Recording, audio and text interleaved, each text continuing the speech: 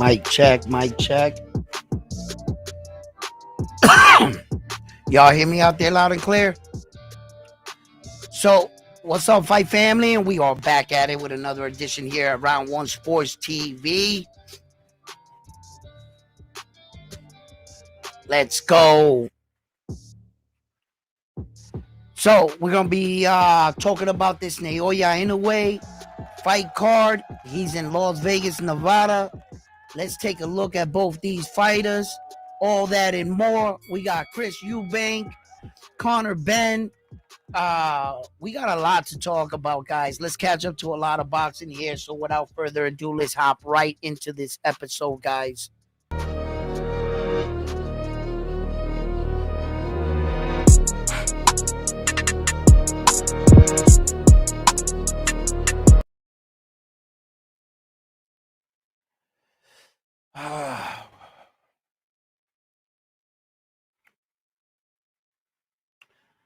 What's up, guys? What's up? How you guys doing out there today?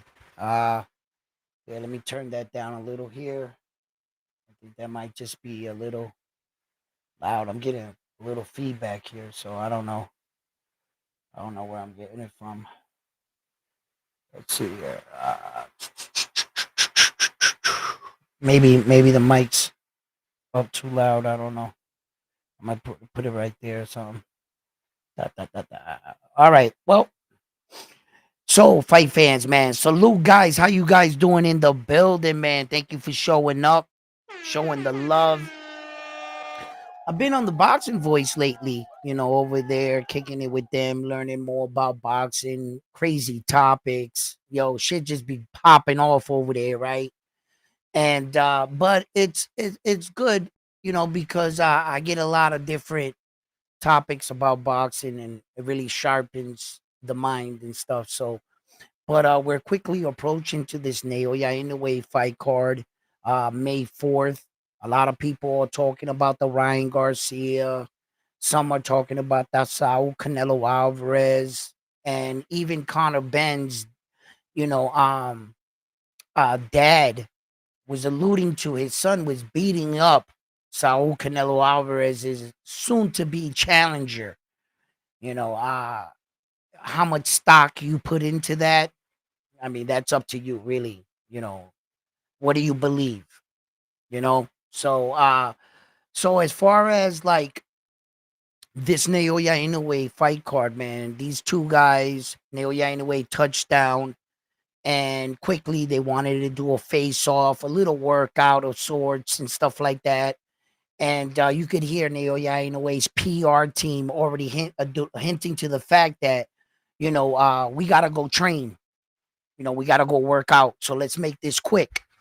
And then for all the naysayers saying leading into this fight about how ticket sales are not selling and that he's not a big draw.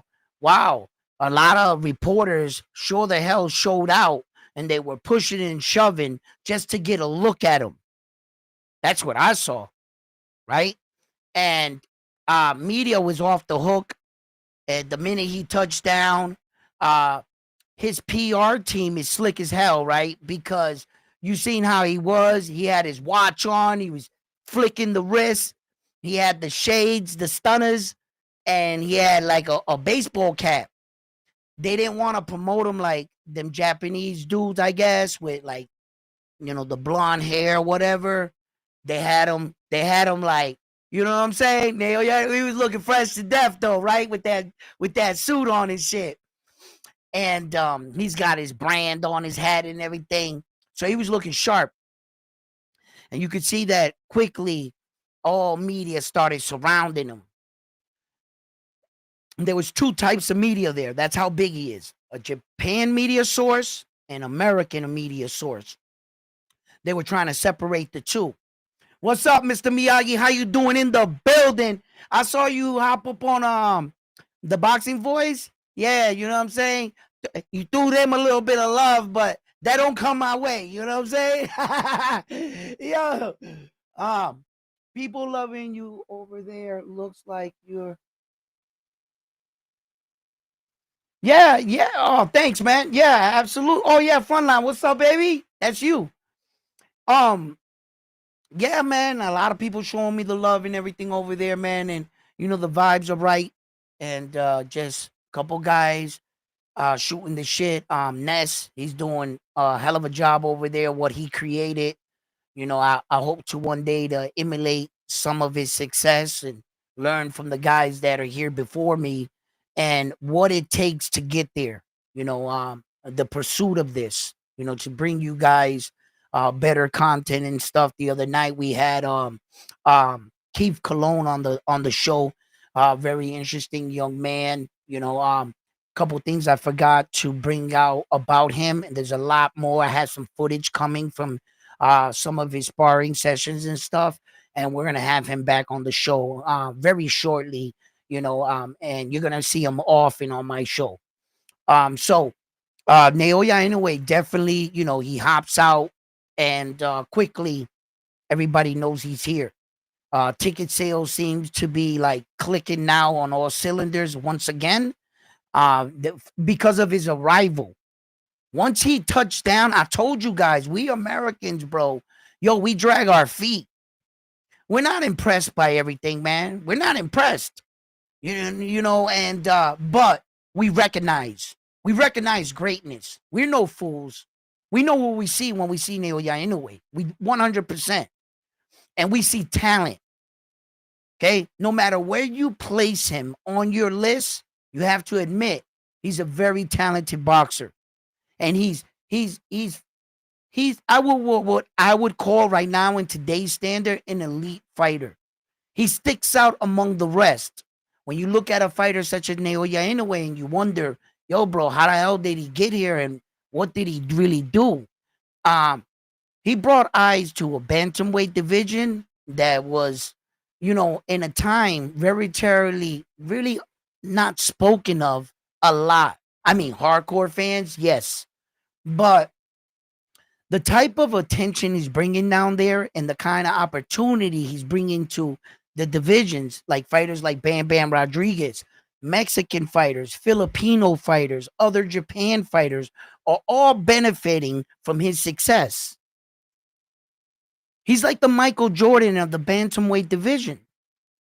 And I truly think that he's strong enough to push the needle, to bend it, right? Because as we all know, from 130 to like 147, 154 is the glamour weight divisions, including the heavyweight. But every now and then there comes a special kind of athlete that can bring eyes normally to a division we don't watch. And it says a lot about what he's doing for the sport. So he lands in LA. They get Roman Cardais. And like my man Frontline always say, right? We should put this shit up, right? Because Frontline's always on that shit, right? That it's better that you show it, right? Right? And I, maybe perhaps hold on, let me turn this down right here. Which one am I gonna show? You guys want to see the Naoya Inoue press conference, what they asked him, and the translator, or you want to see the side by side when him and Roman Cardais finally met for the first time? I'm gonna tell you right now, Frontline, he didn't really like see it or whatever, right? But I could see into Roman Cardais' eyes that you see, Roman. The problem with Roman Cardais, he's a warrior. He's a warrior. And when a warrior meets another legendary warrior, right, you might hear the myths and the legends of that warrior. And maybe you guys are alive during the same time. But until the day you guys meet and size each other up, you guys look each other up and down. Until that day finally occurs, then I'll tell you. I looked at Roman Cardais' eyes. You can see he respects Naoya Inoue. When he saw him, he said, wow, that's that kind of champion. There's no backing down now for the man. No. I don't think he's scared in that sense of the word scared. No.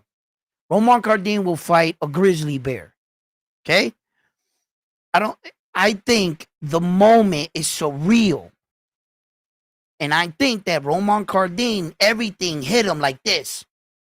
As soon as he met eye to eye with him, you got to understand that's the first time he's looked into his eyes, rather than like on film, tape, or watching him box on, on streaming or whatever. But that's the first time they met eye to eye, man, and that was serious.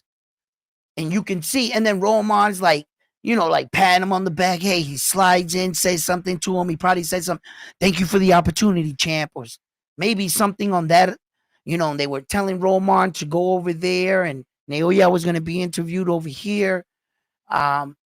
Because make no mistake, this is the Naoya Inoue show. Make no mistake. Respect to his opponent.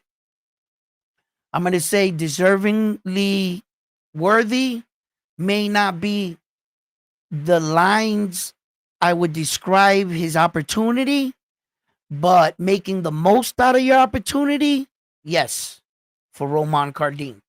As we can see right now, quickly, there's been a pattern establishing with Naoya Inoue's competition. Of late, the last three guys all checked out. Somehow, repeatedly, this is happening. Sam Goodman pulled out 3 times. Enters TJ Doheny, never should have fought him because of Sam Goodman. Enters Kim Young Lee, I forget how to say his name, sorry. Enters him, Kim, should have never been fighting Naoya Inoue. And right now, Roman Cardais should have never been fighting Naoya Inoue. Why? Because David Allen Picasso was the next man up. He was offered to fight. He pulled out of the fight. And here comes Roman Cardais. Is it a case of being in the right place at the right time? Or is it a place of making the best of your opportunities? Is that not right on the line of the same thing, right? And when you think about opportunities in life, it's not every day you get this kind of phone call. I'm not sure what Roman Cardais' how much he made his last fight, but I can almost guarantee you this is probably 4 to 5 times more than what he's ever made. And when we look at Roman Cardais, a little worried I am. I'm a little worried for the man, right? Let's talk about it. And I'm going to show you why, though. I'm going to show you why. All right. Let's go here. Let's try this first, right? All right. Now, how do I want to do this? All right, this as well for this. This will mess up everything for me, won't it? All right. That's not gonna look good. Okay, what if I take this one and put it here? Switch it. Still not good enough. All right, here we go. Boom. We'll just do it like this, right? Okay, this is Roman Cardais. This is Naoya Inoue's record, right? Yi Young Kim is the last person he fought. This is Roman Cardenas, right? He comes to us with a record of 26 fights, 14 wins, 1 loss, right? He's 29 years old. He's 5'5". Remember that his opponent, Naoya Inoue, is also 5'5", for the people that are saying that mysteriously Roman Cardais looks bigger than Naoya Inoue. So he has 135 rounds experience. He has a 53% knockout ratio. Okay. So wait a minute. He only has 1 loss. 1 loss? That's not bad, bro. 26 and 14? That's a above average record right there. That's good. So let's take a look at where he fell victim to. Who he fell victim to. Okay. Danny Flores right here. Danny Flores came into the fight 14 and 9. Right? They went 10 rounds, majority decision. Danny Flores beat Naoya Inoue's new opponent in Roman Cardais. Let's take a look at Danny Flores. How's he doing? Jesus Christ. Huh? Wait a minute. Danny Flores came into his fight 14-9. So if he wins that fight, he goes up to 15. What happened to the 9? That 9 turned into 26. Wait a minute. He lost 17 more fights? He never won a fight since he beat Roman Cardenas. He lost 17 more and he got knocked out 4 more times. Out of the straight 17 losses? What? No. Let's confirm this. What the? Hold on. Wait a minute. No, he was coming off a massive losing streak leading into the fight. Here's Roman Cardenas right here. When he finally won one, he was coming off of 1, 2, 3, 4, 5. He's 6, 7. Oh, 6, 7. Jesus Christ. Hold on. Okay. After he fought Roman Cardenas, which came into that fight 12-0, and he lost. Let's see here. 1, 2, 3, 4, 5, 6, 7, 8, 9, 10, 11, 12, 13, 14, 15, 16, 17. Jesus. 17 straight losses. Dude, if you lose to him, you get kicked out of boxing. Oh my God. Funerals arrangements will be held. And I'm bullshitting. God, please don't let nothing happen to this man. Don't let me joke around in something like that. You know, guys, I'm joking. Wow. So okay. That's one way to look at it. That's one way to look at this. Fine. Let's look at the positive here, people. Let's look at the positive. Okay? He loses to Danny Flores, right? What does he do after that? That's important. What did you do after? Okay, let's find out here.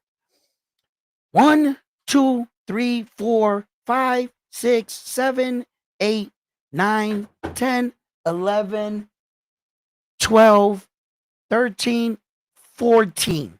14 straight wins after the loss. So which way do you view this? Do you view this a guy that never won a fight after he beat you, who lost 17 straight times and was knocked out 4 more times, to like compare you to what do you guys think, guys, here? I see you guys' texts now. I put them up. What's up, angry white guy? How you doing? He's slow for the monster. I know that. Why I got... bro, come on. Let's get that up there.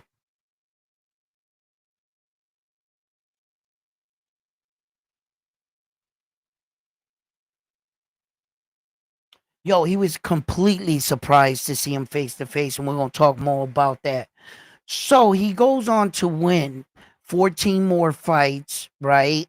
The one difficult thing that I'm having here, right here, is that if you guys, right before I go take this chart down, just I want you to notice one more thing here with me, right?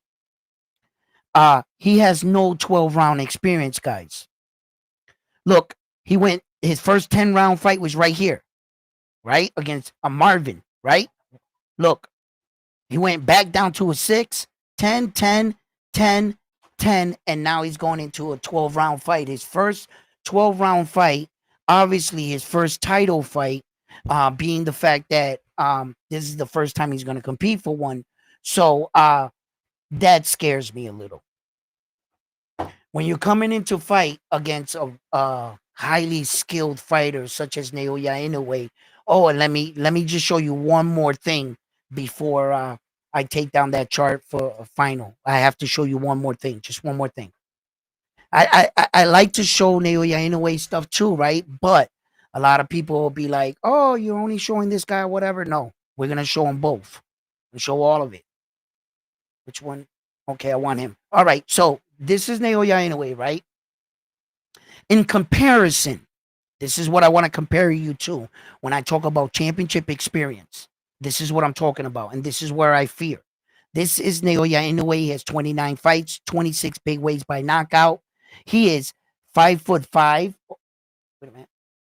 He is 5'5", 32 years old. He has a 67-inch arm reach. He has an 89% knockout ratio, and he has a total of 173 rounds fighting experience. He is currently number one ranked among the world and Japanese fighters. Right down here, you'll see 149 Japanese fighters ranked in that division throughout 1,408 fighters. He is number one across the board. Now, this is what I mean about championship experience. You know, quickly when Naoya Inoue started his career at 19 years old, his first scheduled fight was an 8-round scheduled fight. His second one was an 8. His third was a 10. His fourth was a 10. And by his fifth professional fight, he started fighting 12-round fights.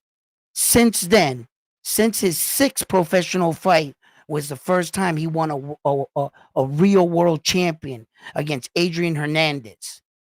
Since his sixth professional fight, the Japanese superstar has gone on to fight 25 consecutive world title fights in a row throughout 4 weight divisions.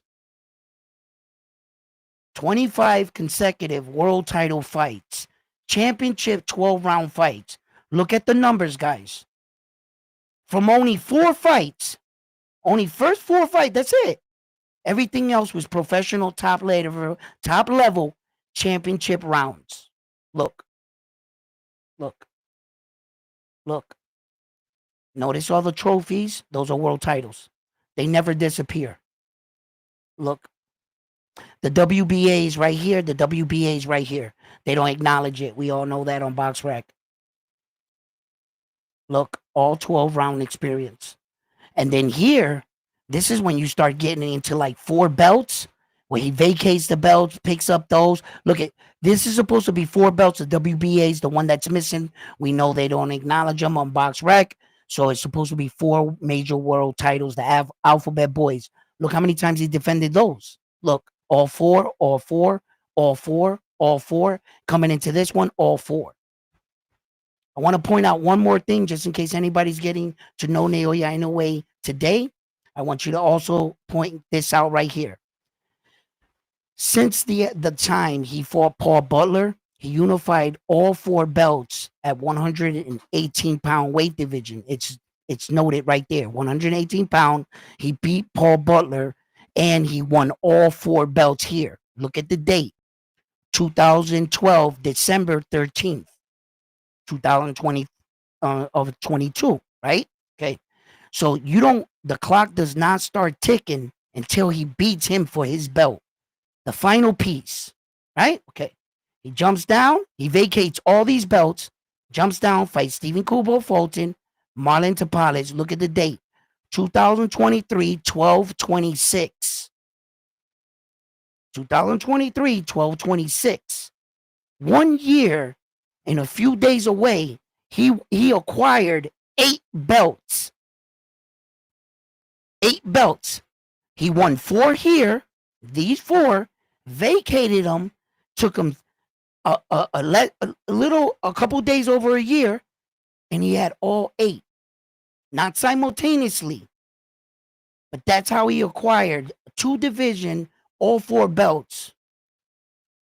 Within 1 year, he had already did that. Just pointing this out so that you can see what's the big fuss about this guy. Why is everybody talking about this guy? What's so special about what he's doing? There's no boxing history that's ever done some shit like that. What boxer has ever acquired 8 belts and within 1 calendar year? It took Terrence Crawford 6, almost 7 years to do that in 2 separate weight divisions, from 140 to 147. You can argue the fact he was chasing Errol Spence Jr. and he was going a bit through a situation himself through the car accident, but that's neither here or there. What's going to go down in the record books? You think an explanation's going to go next to Terrence? He could have did it quicker, but that's not what it's going to say. It's just going to have the dates. When it's all said and done, Naoya Inoue, man. Yo, and the thing is, he did it on the up and up. He did it on the up and up. And that was crazy. See, what Naoya Inoue did in boxing is to prove to the young little men out there looking up, you don't need a gold medal, a big promotional company to start off. You just got to be good and get their attention. Soon you'll be where you want to be, and soon, if you're good enough, you'll be calling your own shots. So that's what kind of fighter Naoya Inoue made himself. He didn't have no gold medal. He wasn't signed to Top Rank on day one. He had to establish himself. He entered into these tournaments, the World Series of Boxing with the Muhammad Ali Trophy. He went and got it out the mud. He really did. He entered these tournaments and he did what they asked him to do. Hey, get in the tournament, win. He did it. He did it. And yet after he does it, you know what? Nonito Donaire's old. If it wasn't for Naoya Inoue, Nonito Donaire wins that tournament. It's crazy, these lines that they do. So he jumps in. He's in LA. Roman Cardais in his face. And you could just see the kid was looking at Naoya Inoue like this. He was just like, he looked like he was a bit starstruck. See, it was different than the Conor Benn and Chris Eubank final stare down, when everybody knows that Conor Benn is mad blemished and Chris Eubank Jr., he had like a dead stare in his eyes. He wasn't even looking at Conor Benn. He was like looking through him. He was so dehydrated that I bet you if you pushed him, he would have collapsed. That's how weight drained Chris Eubanks is. He can't even talk shit. If homeboy was to smack him with an egg right now, Chris couldn't defend himself. They made sure that man drained himself down. Yes, it's we'll get to that. So Naoya Inoue and him, they looking at each other, man, and I was like, wow. Naoya Inoue went down to the post-fight, and basically they asked him, you know, in his own words, what do you think about your opponent? You know, what do you think about him and stuff, and blah, right? And Naoya Inoue basically told him, for this particular fight, I just feel confidence. He said, no matter what he does, no matter how he comes out, I consider him a good fighter, an all-around fighter. I'm just a better fighter. Straight to the point. Mr. Miyagi with the donation. What's up, baby? You know what I mean? Where do all fights start? Round 1. Let's hit that like button, bro. Come on, let's hit that. Mr. Miyagi's popping off with the 5 paper. I have got to say, Flores has some good names on his record that he lost to. So, Mr. Miyagi, what if we add up all the losses, and for every 5 losses, it counts for 1 good win or something? Can we look at it like that? Yo, but concerning that you lose to a guy like that, kind of. But when you look in situations in boxing, guys, let's be honest with ourselves. Here's another situation for you. Dubois lost to Joe Joyce. And Dubois is fucking shining right now. I don't think he loses him again today. If they were to fight again, I think Dubois would kill him. But he lost to him. Does that say that that guy's a bum? Dubois is a world champion right now, guys. So, where's the measuring stick? Yeah, he lost to Danny Flores, but Danny Flores never won another fight. 17 straight fights. That man never won another fight. The only person he beat was you. Man, dude. And then he doesn't have any 12 rounds. So, like, I mean, guys, let's be honest. I don't see this fight going to the 10th round, right? There's no way this fight gets to 10th round, right? He could surprise me. You know, there's one thing about a guy you can't really measure: durability, toughness, mental toughness, the ability to take an ass whooping and keep coming forward. That I have no measuring stick for.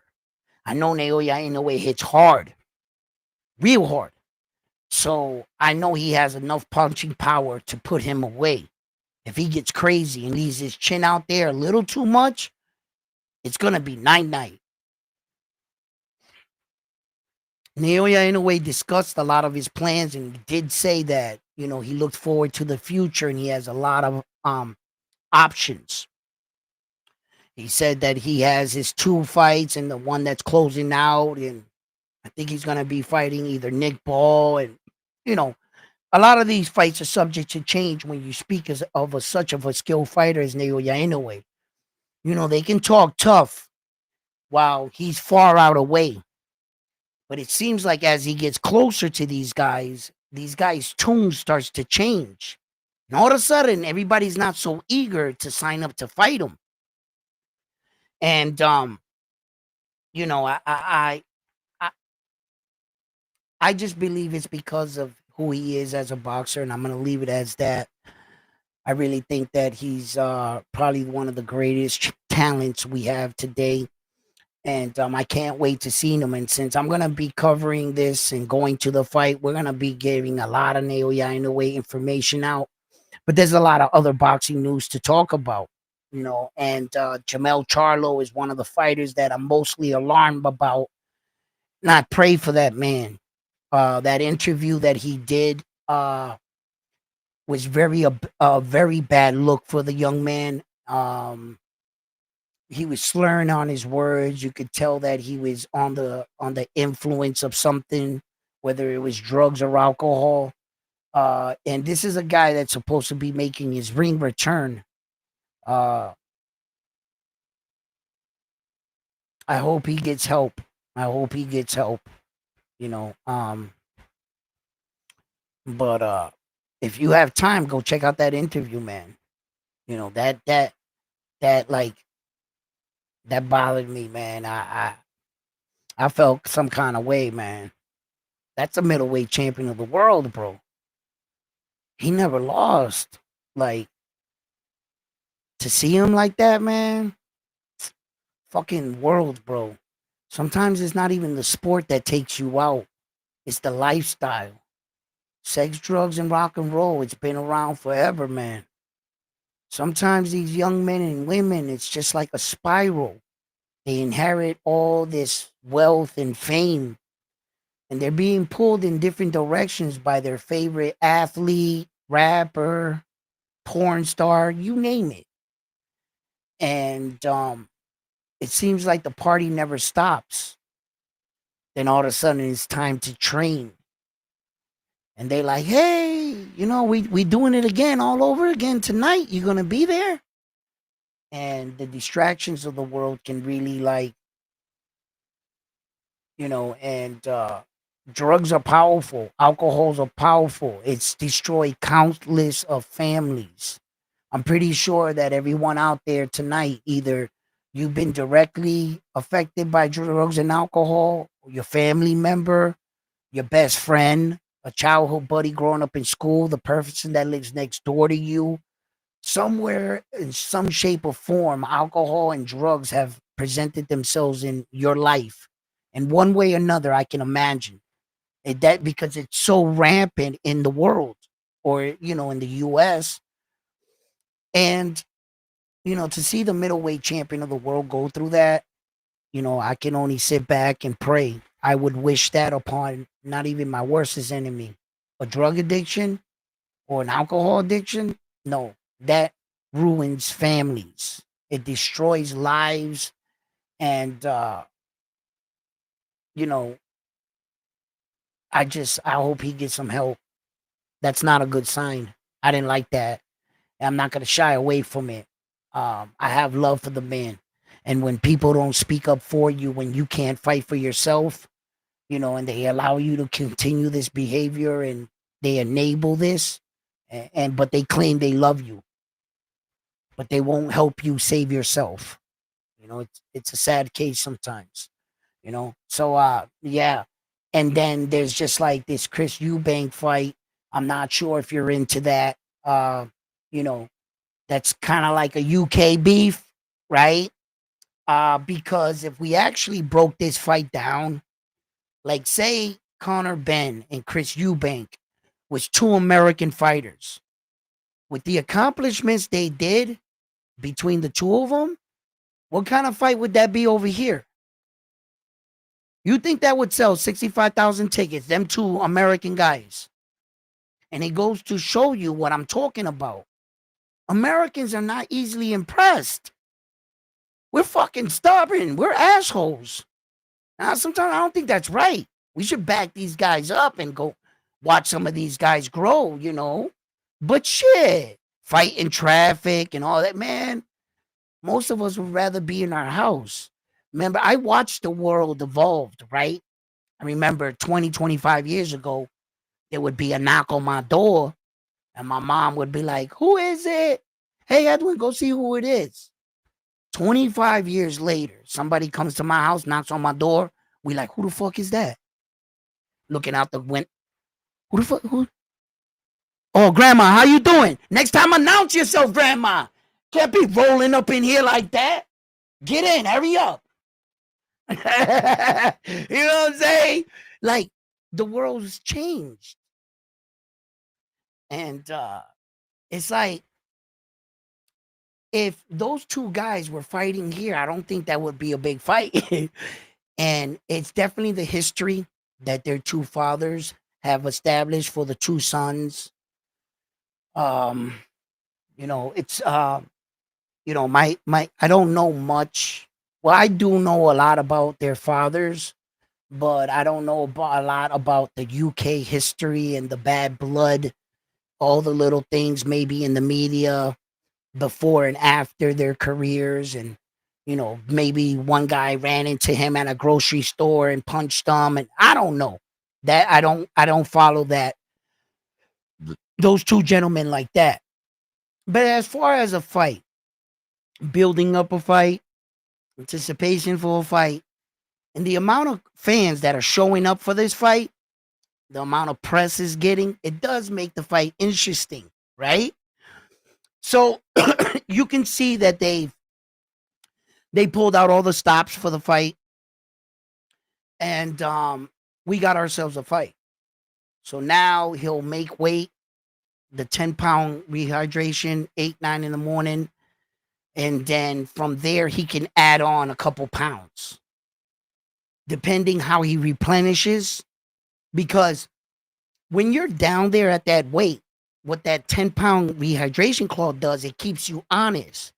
It means that even if you had intentions on blowing up, it's not like you would have to starve yourself all night to pull some shit like that off, and you would end up hurting your body more because of your organs, your liver, your kidney, shit, your brain, all the fluids in your body, and it kind of keeps you under that 10 pounds. So he will gain a couple pounds, but it's only going to be like 3 or 4 pounds. That's typically when a guy fights for an IBF world title, weighing at 140, 150, 10 pounds, and then after you make that weight at 9 o'clock in the morning, you can gain a couple more pounds while putting all the fluids back in, and you can eat. But you got what till fight night? 14 hours. 14 hours at that point. At a regular weigh-in for a regular like WBC world title, you'll get 36 hours to gain weight. It's like a 36-hour window because you'll weigh in that day, and then the fight won't be the next day until like 11 o'clock at night. So you get a lot of time in between to really replenish your body. So that's, but if you guys are watching this fight over there, in a weird way, this fight is even. In a weird way, it's kind of like even, really is, because they made Chris Eubank come down, and they made Benn go up. And although, from the outside looking in, the first impression you're gonna get, you would say, I'm gonna go with the more replenished guy, because Benn doesn't look like he's struggling. Chris Eubank Jr., he looks like he's struggling. That's going to give you the false impression. I'm going to go with the guy that's not dehydrated and looks stronger. But that's not so. Because I'm going to tell you why. I don't think Benn is going to move for a long period of time.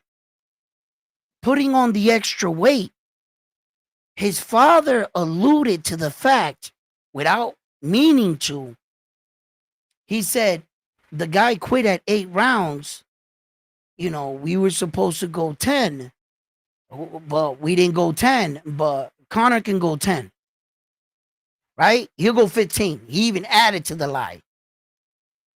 So he has to notice that, one, his son is strong, but he is packing on a lot of weight. And after the rounds go by, if Chris Eubank can survive the first onslaught, the wave, Conor might start to fade away. So just like he might be suffering a little bit, Chris Eubank Jr., he's going to get blitzed by Conor, I think. And Conor, he's been saying it all post. Whether he does it or not, I don't know. Maybe he's psychologically fucking with him and he stays on the outside. Who knows, right? So he's going, like, I think he's going to blitz him. I think he is. And Chris Eubank Jr., for me, is the better of the two fighters. He's got a better, slicker shot. I heard some people say he's going to hit him with an uppercut. I mean, it could be any shot for that matter. Some people are banking on the uppercut. It could be just as well a straight right or overhand right, check, left hook, or a body shot. Because one thing that I think is that Benn wears his emotions on his sleeve. There's going to be opportunity. Whether or not Chris Eubank can land it, I think Chris Eubank will be all right. But in a weird way, it is a fair fight.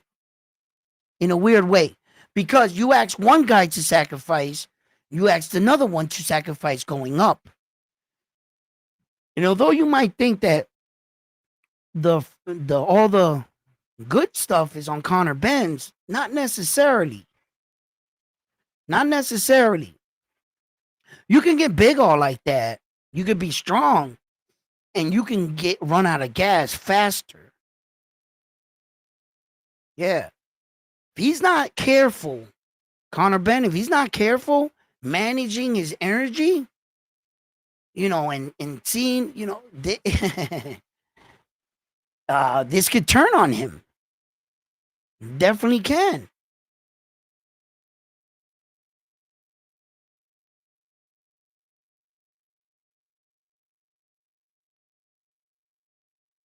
You guys are...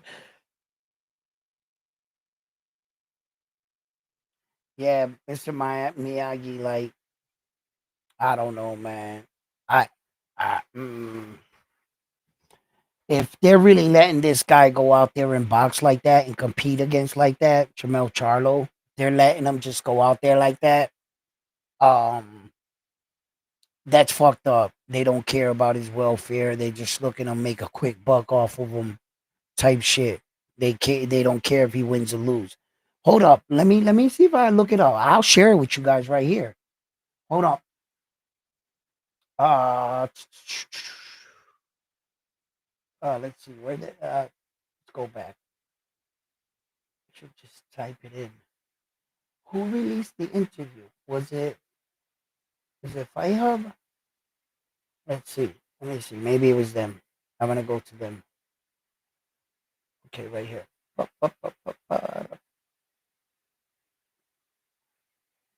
They got the Naoya Inoue interview up here. Oh yeah, shorts story. Let's see there. Okay, I got the whole interview right here of it, but I don't want the whole interview. I just want that one short clip that's been going around. Okay, hold up. Let me look at this right here.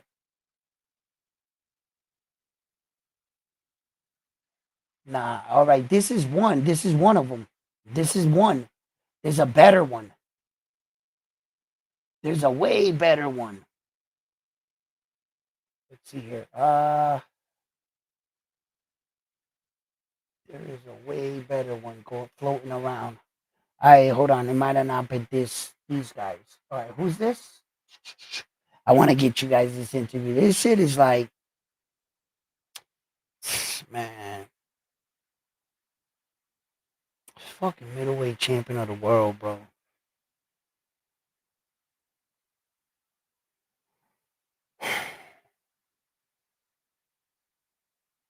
That's it. Just, man, I don't like to see that shit at all. Um, I here we go, right here, there they are.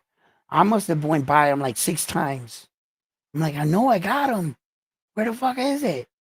All right, here we go. Hold on. Let's get down to their videos.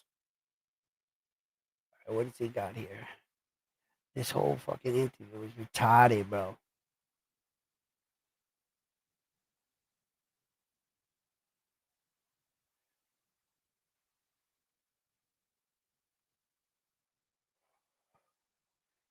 It's still the same thing. All right. Yeah, they must share information. He probably like did that, like made a video of it. Is what he did, and I'm not gonna be able to find it. Like, damn, I should have kept it. The dude that did it was good, but, but nevertheless, we'll just play the video, and I know exactly what. All right, let me see this. This video, this is crazy, bro. Right here. Let me throw this up on the screen real quick. I want to see this with you guys. For educational purposes, we're gonna be playing this video right here, and shouts out to Fight Hype. Uh, right here, right here. Right here. I got, yo, God is great, right? And he helped me find this mad quick. All right. Let me switch it. I gotta switch the TV screens. Yeah. Uh, let's see here. Uh, all right, here we go. Shouts out to Fight High for educational purposes. We're going to be taking a hear and listen to former undefeated world champion Jermall Charlo, and this is what he sounds like. Uh, I've been off for a little bit. I'm pretty sure that he knows everything that's, and then he's gonna come at me. He's gonna give me. It's gonna be a fight. Like I expect the most. Like I expect the best out of Thomas Lamata. Like Uh, I expect the best from him, and I'll be there to make the adjustments. Jesus Christ.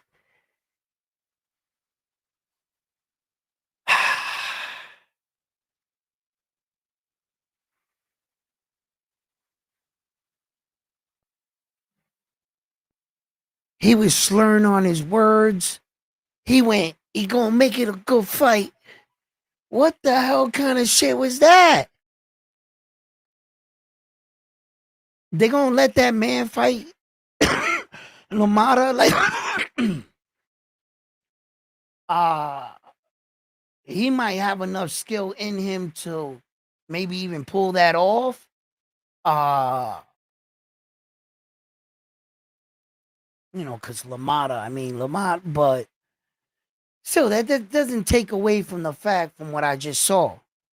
Obviously he looked like, he was doing something, and he wasn't talking like himself. I watched Jermall Charlo and his twin brother for years conduct interviews, countless ones, and that's a little alarming. It's a little alarming. Let's look at that just one more time. I'm gonna look at that one more time. Let's just want to look at it, right? And hold up. Let me look at that one more time, right? No, it's gonna be a fight. I've been off for a little bit. I'm pretty sure that he knows everything that's, and then he's gonna come at me. He's gonna give me. It's gonna be a fight. Like I expect the most. Like I expect the best out of Thomas Lamata. Like Man, come on, man. Come on, my dude. You gotta get some help, puppy. I got love for you. Fuck that, bro. And then people will be like, "Oh, you're always pointing out or something about this fight." Nah, bro, I got fucking love for this dude, bro. I don't want to see that shit. I wish better for him. I want better for him. Nah. When do you speak up? When do you speak up for your loved ones? Or for even athletes or celebrities that you're concerned about, that we can obviously see something's happening here.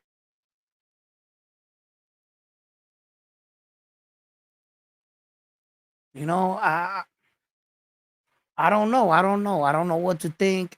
Every single time it's like I'm giving him a pass. He was just drinking. He probably drunk for like night before. Don't worry about it. He'd be good. You know what I'm saying? But I'm starting to notice even myself saying that as a pattern for several years now. At least 2 years. I've been seeing him get arrested, domestic, crash that, been on a podcast, asked for money, drunk, on a rant, getting, you know what I'm saying? Like Caleb Plant smack heard across the world with him and his brother. Like it's just repeated.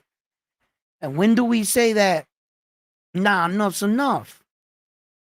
My man needs real help. I don't want to see him go in there and get fucked up, because then I'm not gonna give that dude. What if Lamata comes out and beats him and shit? I'm be like, get the fuck out of here. You mean to tell me that dude would have beat a healthy prime Jermall Charlo? Yeah, right. Yeah, right. Jermall Charlo would rock him, right? And if he loses, that's what we're gonna be stuck saying as fans, because we didn't step in and help him. Say what you want, you know. I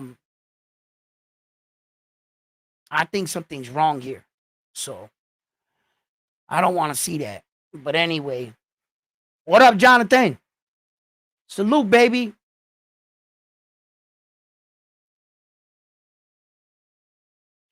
Uh, Either way, you think a fighter should be fighting on that kind of medication? right? Like, one, whatever medication you're on that slurs your speech, you can't stay focused. He lost focus of the conversation several times in his sentences. He had to catch what he was thinking. You saw it. I'll play it again if you want. Right? There were too many warning signs. Slurring of the words, his expression of what he feels like a fight, right? The overacting, the forcing of the eyes, trying to look sober, everything, all the signs were there.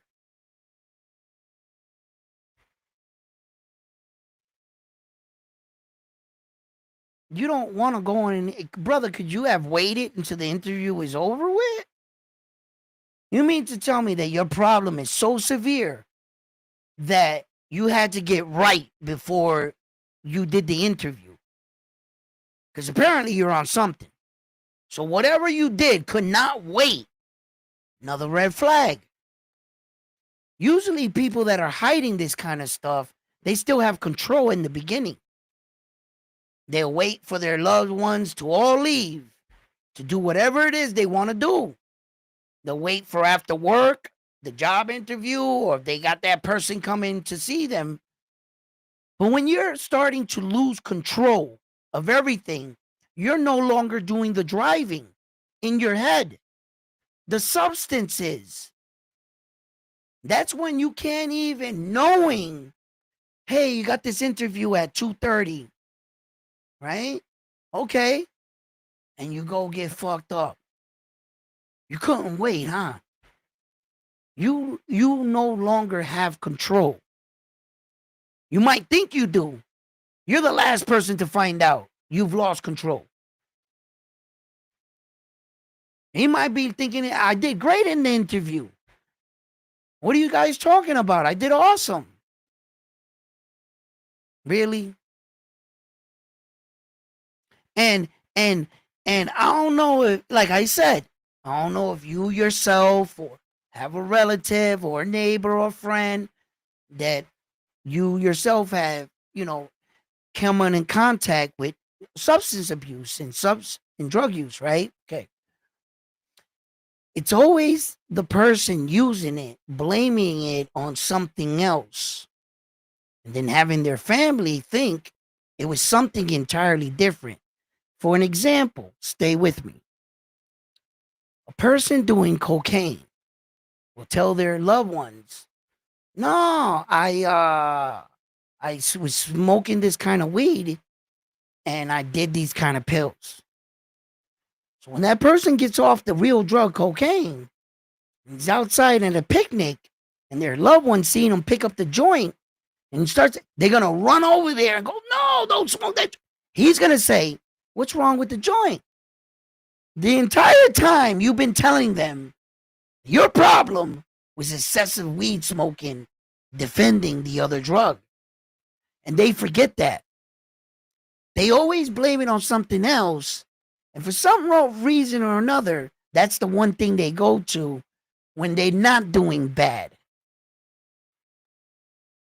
And then they're like, fuck, I done blamed all my problems on marijuana, and marijuana didn't do this. You know what I mean? It's the other stuff. But on these interviews, these guys downplay it because in reality, this is their life, for God's sake. Whatever you do behind closed doors, that's your business. So in actuality, whatever he does, hey, I'm not judging him. Who the fuck am I to judge? I'm just concerned about him. And when they go through these things and they're locking themselves in these rooms and so forth, and they start blaming it on other things, that's what kind of bites you in your ass. You realize the web you weaved. Pretty soon, you're going to be tangled in your own web. So it's things like that, man. We all have our dark things. I've got my own bad habits and shit. You know what I'm saying? Um, I like buying too many Star Wars action figures, and you know what I'm saying? It's just right. My lightsaber's up there. I ain't getting it. So, but I try to make light of the situation at the end here because my man Jermall Charlo definitely still has time. I think that he could, turn things around if he got the proper help. But just going in it like this, the signs that I'm seeing, also noticing me myself, I found myself saying, about a year ago, I was concerned about him. So obviously, where there's smoke, there's fire, and I just pray for him and his family, definitely.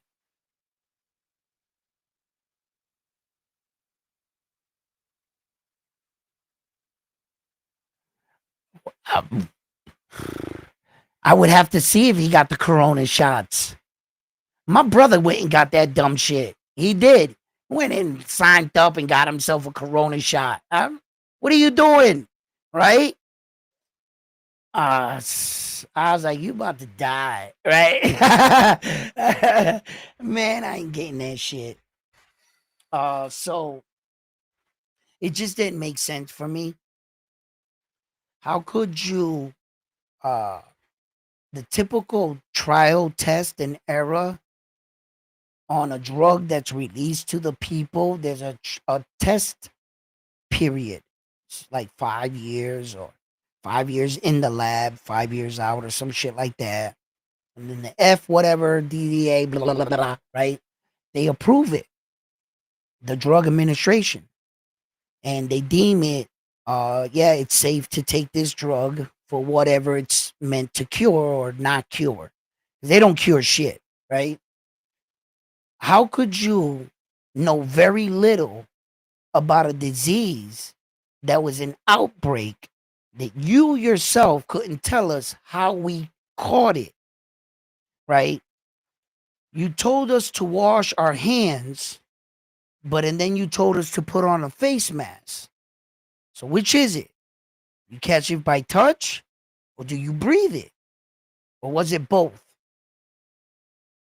They never actually came out and told us how you really.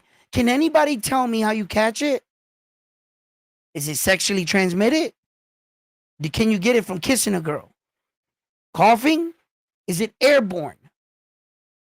So if it's airborne, what the hell were those masks gonna do? And if it's by touch, aren't you touching the mask? So unless you're exchanging every single day for a brand new mask and washing your hands, how were we catching it? So in the midst of all that, you mean to tell me in the wee hours of the night, some scientists working hard and diligent came up with the cure? Or not the cure, a temporary cure. What did the cure entail? What did they tell you? Well, it wasn't going to cure you, but it also wasn't going to prevent you from catching it again.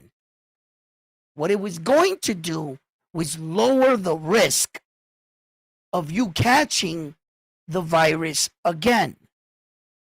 That's what was promised. The cure wasn't promised, or the fact that you would never catch it again wasn't even promised with the drug they was giving you. So, in the wee hours of the night, you mean to tell me within a week span, they came out with this antivirus? How many more months later they came out with a second one? And then how many months later did they come out with a third one? From how many manufacturers? Johnson and Johnson had their version. These guys had, you guys remember this, right? When my brother went and took that shot, so-called shot, I said, Jose, 4 or 5 years from now, you're going to be sitting up at night watching TV about 4 in the morning, and that there's going to come a commercial on the screen, and it's going to say, did you take that corona vaccination 5 years ago? Uh-huh. Well, guess what? You're gonna die. Yo, I'm a call. Law firm 1-800. You're gonna die. But by the time you pick up the phone, when we announce this, everybody that took, you should be dying right about now. Boom. No lawsuit. Yo. And they're gonna be naming off his symptoms, and while they're naming them off, he's gonna be getting them. He's gonna be like, I'm gonna call the hotline and be like, yo, something's wrong with my brother. Does he have cold sweats? He's gonna be in the background like this. Right? I'm like, is he vomiting? I'm like, you're screwed, bro. You're screwed. Right? Yo, man, I play around like that. I say, because if I say it doesn't happen. You know what I mean? I'm weird like that. I laugh at fucking crazy shit, right? Yeah, front line.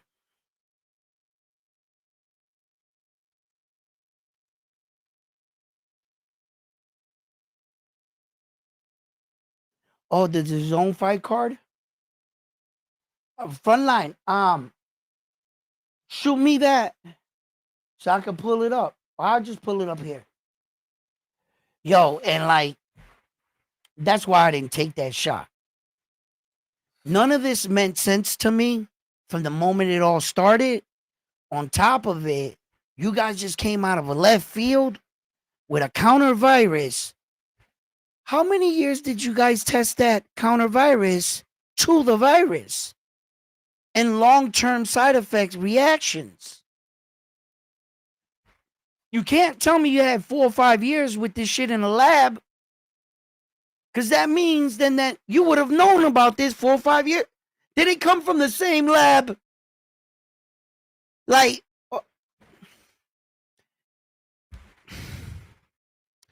right? It just didn't make sense. Then they started threatening our lives and our job security. And it was crazy, right? Right? The government got balls like this big, right? They blatantly looked into the camera and told the American public, and if I'm lying, I'm flying, right? That no state worker needs to take the vaccine, but the rest of us do. If you're a state official, a senator, a mayor, you don't have to take it. But everybody from teachers, lawyers, doctors, all the way down, we were almost being forced to take it. Where they were threatening job security and jobs. They would say, if you don't take the shot, you can't work in our building. It's kind of like that my mom's era, right? I remember watching my mom as a little kid, and I noticed my mom had a shot on her shoulder. It was like a round circle, and it had a whole bunch of dots inside of it. And then, like, I went to school, and my teacher had the same shit. My grandfather had the same shit. And I started, like, noticing people, like, of age, a certain age bracket. They all had this round circle on their arm. I know some of y'all my age. Y'all remember this shit when your moms and dad had it. I think it was a polio vaccination. It was like a polio shot or some shit like that. And back in that time, that's what they called it. And they gave all the people the shot. And I'm sitting here now and I'm like, at that time, I'm thinking of my mom's shot. And I'm saying, what did the time span run from? You couldn't get them at the doctor fast enough. So in order to make sure you got everybody with the right shot, call them all in again. Make up a disease and let's hit everybody with the new shot. Right? The ones that don't get it, that's okay. If you don't get the shot, don't worry about it, because eventually your daughter is going to grow up with that guy's son that took the shot, that had him while he took the shot. So although you didn't take it, you'll have a kid. His son got that shot in him. Came from his mom and dad that both took it. 25 years from now, your daughter's going to meet him at the prom. Guess what they're going to do? Eventually, it'll get through all of us in due time. So, but yeah, shit like that. Yeah.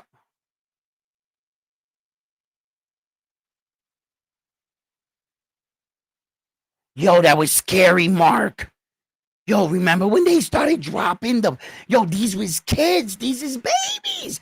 Bro, 19-year-old kids, 18-year-old kids getting dropped.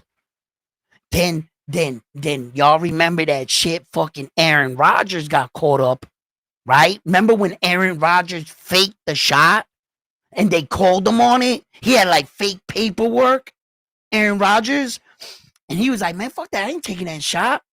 And then Aaron Rodgers, I forgot what it was. I think ESPN, I think, or some shit like Fox. Some reporter, they were interviewing him outside and they were giving him shit for faking the shot. They had suspended him for so many games. Remember this? And Aaron Rodgers said, you know why I didn't take that shot? He was like, yeah, why? He was like, look at all them college kids that are dropping. He named off like 5 college kids that died.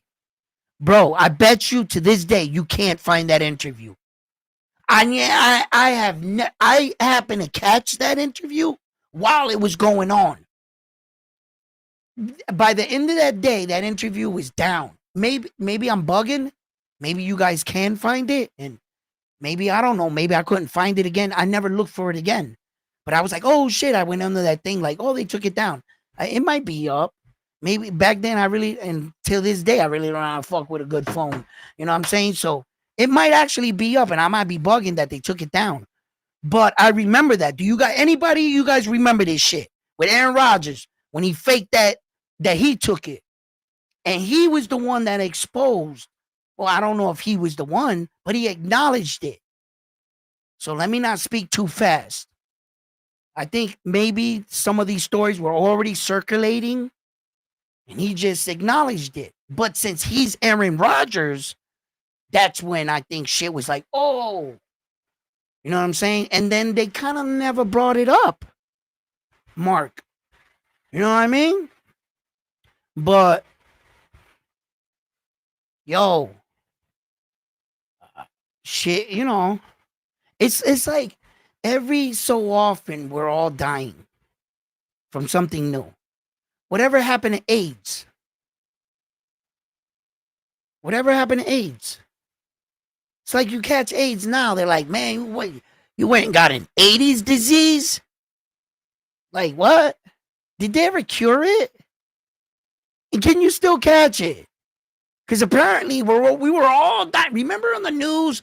It was all like highlighted red on the map. You go on and they scare you to death. You click on your city on your map and the whole shit's bright red.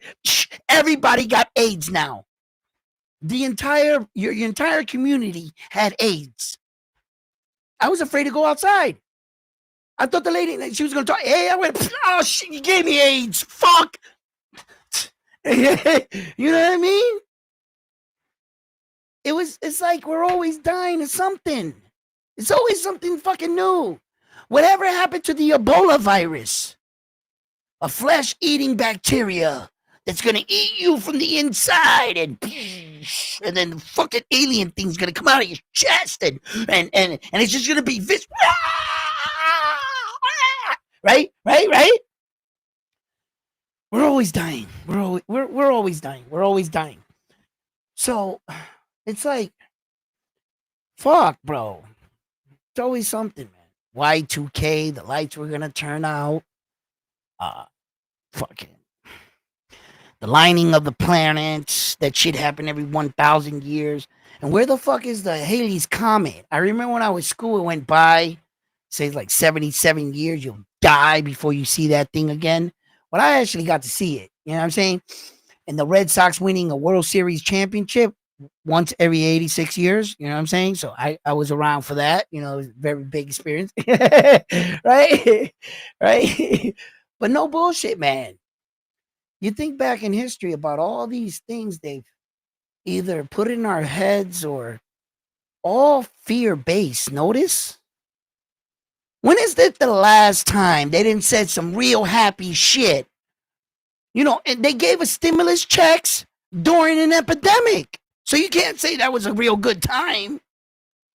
You know what I mean? Give us the money and let us go out into the sun. Now we're talking, right? Give you the money and tell you to stay home and order out. Like what? That shit fucked up a lot of stuff, you know. It's not like they ever give us any good shit. You know what I'm saying? But yeah, man, just food for thought. A lot of this shit happens. And yeah, I ain't taking that shot now, and I ain't taking it. I didn't take it then. I ain't taking it now. Not happening.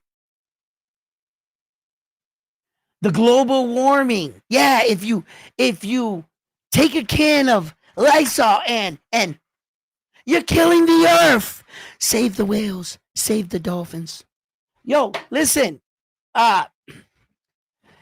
We've been through so much, man, and it's never these things. And then all of a sudden, we're like supposed to forget of all these world ending tragedies that were supposed to occur and to like wipe out the population of the world. Hey, what about that stone that some mysterious person walked into a bank and had billed and said the population could not exceed? And we're like all thinking, we're fucked. They're going to kill us. They're planning on killing us all. And what about your New World conspiracy theory guys, right? Those guys, right? Like they're building a base underneath the terminal, the plane terminal. And under there is a new world. 45 years from now, they're going to grow that population and wipe us all out and come out and start over. And I'm just like, wow, man, we got too much time on our hands, huh? First of all, you can never do that. I mean, you can actually do it, right? You wouldn't change anything. Even if you was to start the world over today, let's say if we went like this, some Thanos shit, right? And I left 5 people in the world alive, 5 men, 5 women. And I said, let's start over for a new, better world. It's just a matter of time. We're right back where we started. The reason why you would get right back where we started, even with the best teachings, even with knowing all the wrong, collecting all the data, and raising the kids, no hip hop music, no gangster rap, no bap, bap, bap, no guns being made, you still would end up right here. And the reason for that is unless you can take out of a human person some of their feelings out, like anger, jealousy, envy, we're all born with that.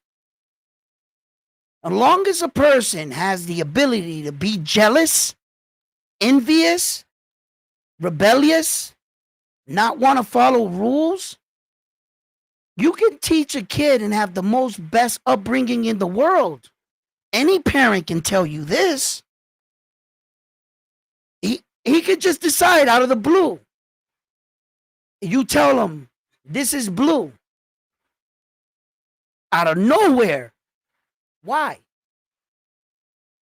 Well, you know what? I don't want that to be a blue cup no more. I'm going to replace it with a red one. You can't do that one. This has always been our sacred blue one. I don't like the color. As long as you got those emotions inside of humans, we'll just end up right back where we are. This is not something you can fix. No one can. And I think the human race has already realized that. It's not getting all the people that are lovey-dovey. Eventually, one of those lovey-dovey people will get jealous, would have malice in their heart, would want to rule, would get envious that one of them is more good looking and he's getting all the chicks. Or that girl is getting the man she wants. Or your house, your hut that we built is bigger than mine. As long as you have these feelings as a human, you will never be able to correct that. You can teach, preach, raise everybody in a Catholic or religious setting. It will not work. It's just a matter of time before somebody stands up and turns the other way. And then all of a sudden, people see him stand up and go, I'm going to go with him. That's the way of the world. It's the way of everything. So will that crazy thinking destroy the world, get rid of humanity, start over? That erratic kind of thinking leads nowhere. Because that won't work.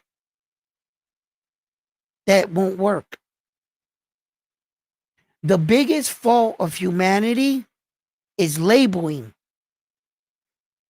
If you didn't label stuff, I think humanity would flourish. Just with that alone.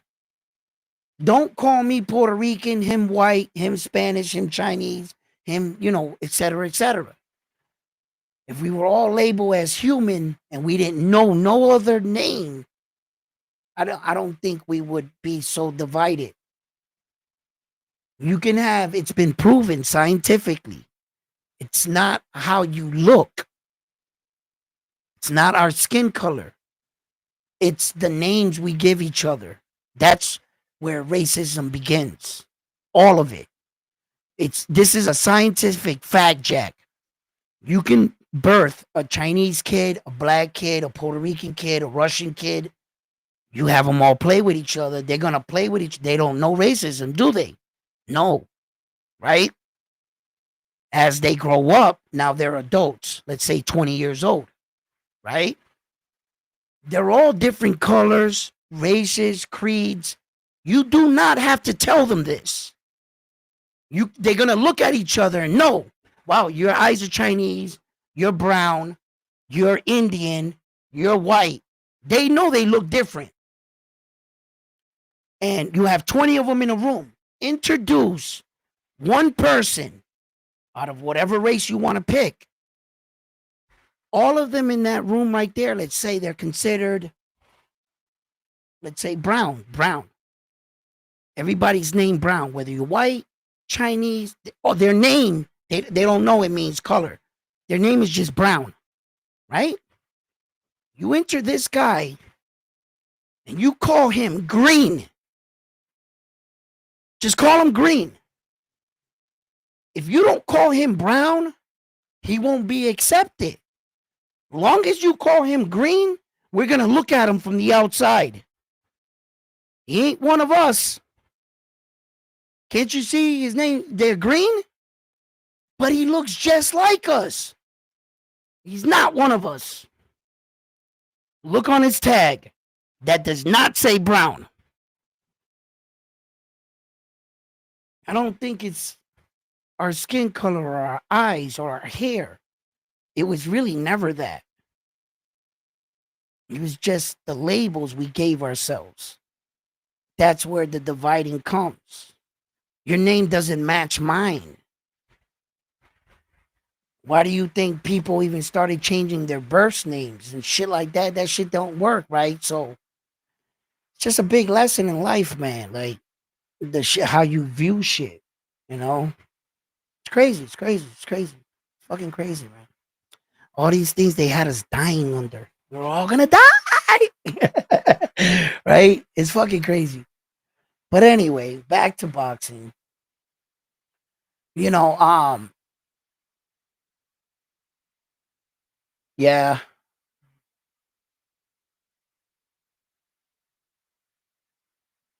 same thing with the whole gun control thing. That's frightening. That's frightening frontline. That is really frightening, right? Because they try to get these guys that their kids or loved ones were victims in a random act of violence, meaning usually typically their loved one wasn't the target. They usually use a man. His kid was probably gunned down in a violent, senseless act of a school shooting or something like that, or drive by gone wrong. Out here in Boston, there's a famous story of a girl sitting on a mailbox in the projects, and these dudes got into a shootout. And when all the bullets started flying, the little girl slid off the mailbox. She got shot in the head and she died. They named the street after her and so forth and things like that. So they usually go get the victims, parents of kids that are hurt. They get them all dressed up in front of a microphone and give them a script. And these are parents that just lost the love of their life, your child. And when the when the media can catch the emotions, real feelings, real tears, you could see a real parent crying. It connects with the viewing audience, doesn't it? In the attempt to try to disarm all of us. Because in reality, although some people might think what I'm about to say a little cold, but it really isn't. I've never seen a gun ever shoot anyone. I've seen a human pick up a gun and shoot someone. That I've seen. If you take away the guns, that doesn't mean people are not going to start killing people. They'll just make bow and arrows. They'll just boulders or something. And they'll bash your head in.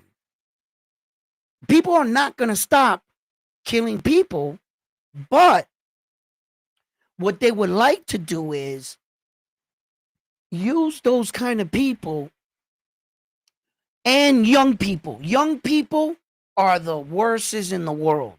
Young people. Because like the young college people, they're so young in life and they're so passionate, articulate, and smart, but dumb. Because a young kid, a young girl, 19, 20, 24, they'll preach about how guns are bad and how we don't use them. But adults, the people that gotta protect the homestead, we know that if you take away all our guns and the government would just Donald Trump tomorrow said, you know what? I'm not giving up the presidency. What the fuck are you guys gonna do about it? You guys ain't got no guns. What are you gonna do? Come outside with your signs? If you don't turn around and get in your house, I'm gonna have them shoot you. What are you gonna do? You, the people, cannot protect yourselves. And what they'll do is they'll ban guns in America in all shops. Eventually, send out a bunch of troops and have you guys shoot it out for a little while. You're only as good as your last bullet. Because remember, you guys got it banned. So that means that all guns and bullets would soon stop to exist. Then they got you to a government that can't even people that can't even rise up. What are you going to have? Bow and arrows go back into ancient times? That's what you're going to do? If they were to come out without all of us being able to carry guns and protect ourselves, what would stop the government from coming out and saying all women on this side, all men on this side, By the way, I'm gonna pick who marries who, and might as well test out the product myself. All virgins must come back to the castle. We're gonna work that out for them.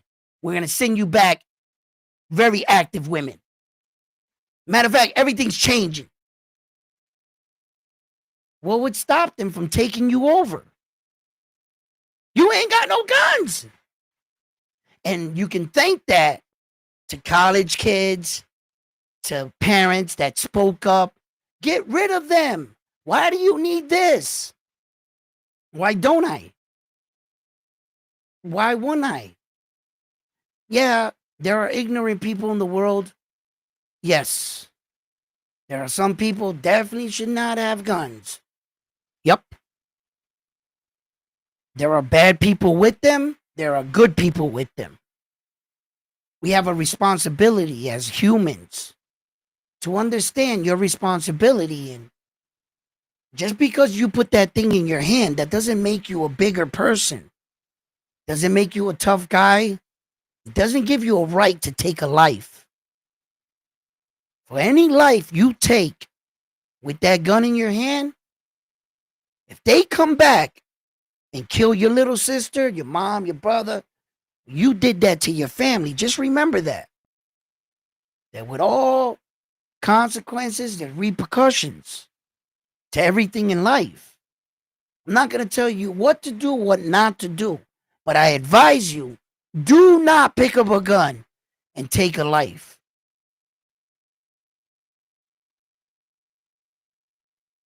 You know, there are a lot of things that happen in this world, but we cannot be blind by the fact some dude picks up a gun and kills his girlfriend over a jealous, if I can't have you, he can't have you neither. That has nothing to do with the national security and the welfare of every family in America. They should not tie things like that to our safety. You shouldn't, and for as horrible as some of these crimes are, and I'm in agreement, these crimes are senseless, they are cruel. These men should be punished for the rest of their lives for this. I do not condone this kind of behavior, but I will not take that and strip away every family out there and every person in America that has the right to bear arms. I will not let, I'm smart enough to know that that was a senseless act of violence and those people will be punished for it, not the entire world. It should not work that way. He did that. He should be punished for it. Why should I be punished for what he did? And that's what they want you to think. What's up, Benn? How you doing, brother? In the building.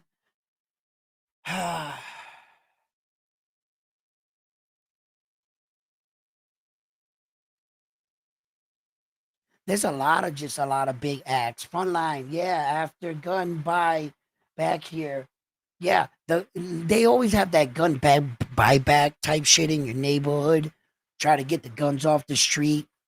You know what I mean? And what you're doing is just selling them back to the people that put them out there in the first place. You know what I'm saying? Our culture, when I was growing up and everything, it was really fucked up. NWA just hit the airwaves. Crips and Bloods, they had a movie, Colors. They were really promoting gang violence to us. And unbeknownst to us as young men, we fell in the pitfall. I couldn't tell you while I was so mad and why I had to be with the homies in the block. I couldn't tell you why. Now I can. And see, back then they had me thinking that my life was based off get money selling narcotics, hang out with the homies, do drugs, and if anybody fuck with us, either beat them up, shoot them, or whatever, right? Which this life would only lead to death, institutions, right? Did I say death? let's say death one more time, right? Because it leads nowhere. But somehow they glorified it to us that we embrace this and we accept it as a lifestyle. We accepted shooting people, selling drugs to our own kind, and going to jail as somewhat of a positive. What's up, Mr. Miyagi? Thank you for the donation. Right? You know? And then and I fell for that shit growing up, man. A lot of my homies are dead. I buried like 16 of my friends, about 16, maybe a little more. I stopped going to funerals. I I felt like I had no more tears. The deaths just kept getting worse. We were, cause some of us died young, yeah, some of us died real young, but some of us died older and shit, like, and it was just, I had to get away from that shit, bro. It was just leading nowhere. Sometimes I'm happy to be alive and shit. And I can imagine a lot of street corners and places that you guys come from, or all parts of life. And even if you didn't come from that, I'm pretty sure you have your own life experiences, in dealing with shit. And it doesn't make me any tougher than you or you any tougher than me. We all go through our journey. And unfortunately, I just share with you some of the shit I went through. You know what I'm saying? But that's a life that I don't ever see myself going back to, you know, and it's a life they're still promoting to our children. It's getting worse, man. These dudes is waking up with tattoos all over their face. Yo, it's gonna be comical seeing that era get old. Watch them be like 70, 80, and the old folks. Imagine 6ix9ine in an old folks home with all that shit on his face. How about Lil Wayne? With all that shit, all them dudes, that whole era, they're gonna be they're gonna be rocked. Yo, all them women, that lady, she got loyalty on her face. Real retarded shit. Half them dudes ain't gonna have that kind of money to take that off their face. They give comfort to each other by saying, well, we can get this taken off. Yeah. You know how much per square inch? 500 per square inch. Good luck. That shit probably cost you $25 to put on your face. You probably you probably paid him a pack of cigarettes and a beer, and it's gonna cost you a fortune to take it off. And it might not even come off. Yo, that's gonna be a hilarious era. When them dudes get old, yo, you know how many people got tattoos on their face now because of that dumb shit? Man, listen. Little by little, you're watching them all like sneak into these tattoo places and having them removed. Yeah, I'm hearing a lot of these rappers now secretly are going in and trying to take it off now. And these idiots are like, the more tattoo stupid shit I put into my face, the more famous I get. You got your 15 minutes of fame. Now look what you look like. Fucking ridiculous. Bro, I can't have no tattoos on my shit. Fuck that, bro. Uh-uh. Shit, I'm an ugly motherfucker as it is. You know what I'm saying? I gotta keep some kind of looks, right? You know? Yo, nah.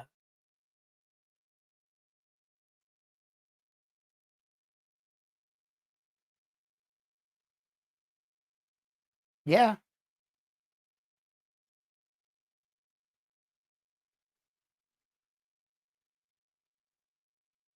What's up? Salute, Ryan Frazier. How you doing, brother? If you tuning in with us, we just talking about crazy shit right now. But let's get back into this boxing and what some of the biggest fights. Here, let me drop the link. Y'all want to come up here and chop it up a little bit? Yo, I've been all over the bottom. I'm like videoed out, but I'm pushing it through for my channel too. I like everything there and shit, but like can't forget us. You know what I mean? We don't build this shit together. So what's up?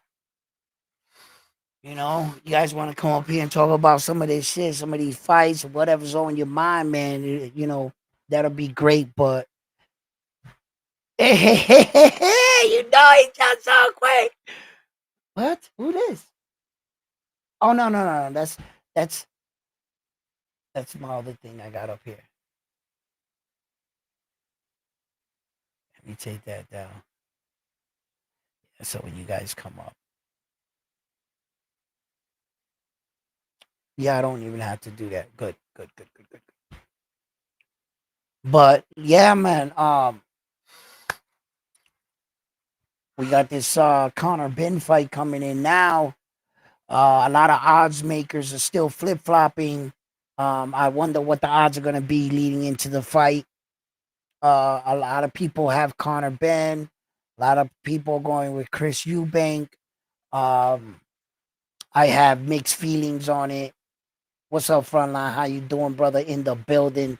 What's What's happening? up? Chilling, man. What's going on? Talk to me. No, I asked earlier if anybody knew, but Bang just answered it about the Tudor versus Johnson on the Zone today. Oh But I yeah, don't know yeah, who yeah. those. He was saying I don't know who they are. I know. Um, they're two good fighters coming off of losses. And one of them they were saying that it was a little bit too early to take kind of this big fight, but it's kind of a fight where two guys are roughly in the same place in their career, and each of them need a win. So it's kind of one of those fights. It's like one of those. Oh, so it's kind of where Inoue's gonna end up. Hey, man, see, you know what I'm saying? See, you want to get thrown off the program. You know what I mean? You want to come up here and start rallying me up. You know what Yo, I mean? you know I got to get you fired up. Hey, listen, it ain't gonna be this fight. I tell you that. You might get me on the next one, right? When it's like MJ or Nick Ball, but not on this one. This one, your boy there, your boy, your cousin, he looks scared to death. He looks scared to death. Roman Cardais was like, for a minute there, I thought the front line was gonna have to step in. You know what I mean? Yo, How? your boy's done. You know what I'm saying? Nah, So Inoue looked too strong. he He is just too strong. and too focused. Like I don't know. It's just Yo, it's gonna be a short night. oh, it's gonna be a short one. No, no. You know how like typically when a fight's gonna be a challenge and your opponent and you have a face down, a stare off, right? Like Connor Benn and Chris Eubank did today, right? Naoya Inoue didn't even take him serious in the stare down. He was like, he looked at him, he went, "All right," and he tapped him like this, turned around, and he's like, "You're not supposed to be getting a stare. This is." I'm not sure if you got the memo, but you ain't on my level. You weren't supposed to be here. Rightfully so. I should not be fighting you. The only reason why I'm fighting you is because the person we picked to fight said hell no. Davy Allen Picasso said hell no to the fight. And here comes Roman Cardais that accepted it. He also said in the contract, have my belt signed and ready. Who said that? Cardina. Oh, He told Cardais said that. anyway. He said, Mm, sign my belt. They mm-hmm. coming home Yeah. with me. No, but on a serious note, He just dropped a new promo for Top Rank for Naoya Inoue. yeah. Hold up. Naoya Inoue is back in the United States Media Day behind the scenes. Top rank. No, but that is he in the gray sweat? What how No, Top rank just dropped it literally 2 minutes ago. okay, Top Rank. Go to Top Rank's channel.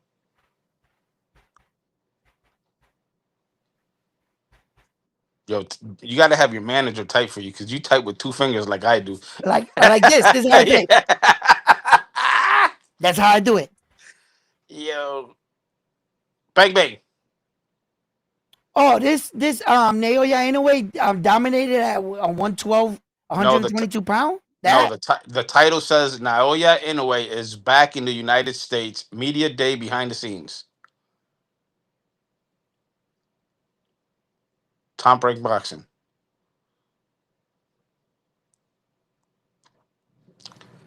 I got Top Rank Boxing on YouTube, right? Yes. Go to the channel and then hit videos. Gotcha. And then go to I don't know if it's sorted by popular or newest. Go to newest.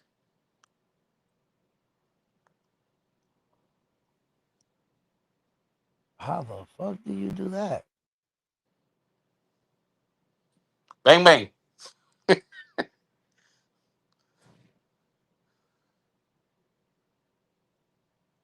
Call bang bang. Yeah, same clothes at airport. Mark saying same clothes as airport and that media workout. Looks like he went straight to the gym from the airport. Right. Yeah, I seen those, but I'm not seeing the one that you're saying. Are you on videos or are you on the homepage for Uh, top rank? Actually, let me get out of that. Let me hold on. I see what's going on. It's not letting me refresh because okay, so YouTube Top Rank, right? Okay. Ba-da-da-da. Top Rank Boxing. Yep. Yo, Oh, who the fuck is this dickhead? Blinksy Bunky. what's up with him? I don't know. He's on kick. He's talking about, dude, you're a fucking loser. Naoya But but anyways, back in the US media right here. I got it. yeah, but he's the loser that's watching you. You heard? You muted. Hold up. Oh, Hold there you go. hold up. Hold up. Hold up. Wait a minute. Okay, so I would have to switch this. All right, let me get this out of here. Pop, pop, pop, pop, pop, pop. So we are going bing, It should be the newest one. It dropped like 3 minutes ago. bing, bing. That one right there, right? I don't know. See the title? When did it drop though? It says uh 4 minutes ago. There it is. That's the one. This is it. America. For educational purposes, we'll be checking out Naoya Inoue's LAX coming to a arrival. media Yo, workout. mute it so you won't get copy struck. まあ It's not like we understand what they said, what he's saying, anyways. Hold on, Oh, hold you, on. Let's throw. Now I'm gonna throw up the caption then. yeah. No, go to settings. Right there, to the right, right there. Yep.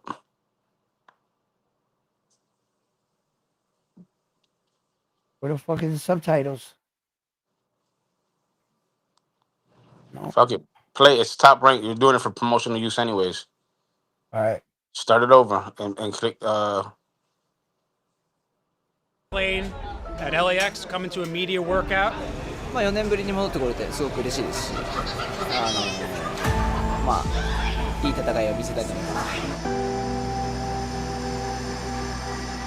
You know, this is a big occasion because he hasn't fought in America in nearly 4 years, so there's a great anticipation among the fans, amongst the media, amongst us. He's sort of become like this mythical figure, and today we get to see him in the flesh. Look at his brother.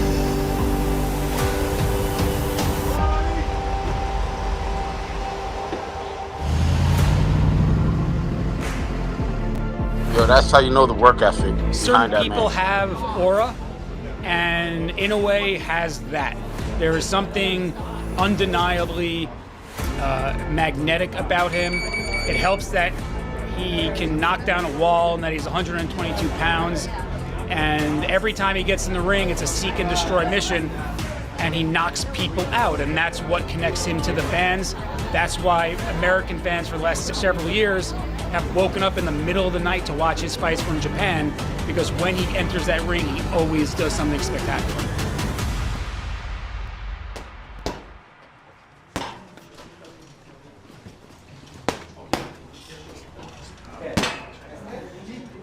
This media. No, his fight's not selling. Nobody's gonna be there. Look at this shit. Yo, you remember in Puerto Rico when the coconuts used to drop off the tree? That's how his punches sound. Yep. 30 seconds, no move.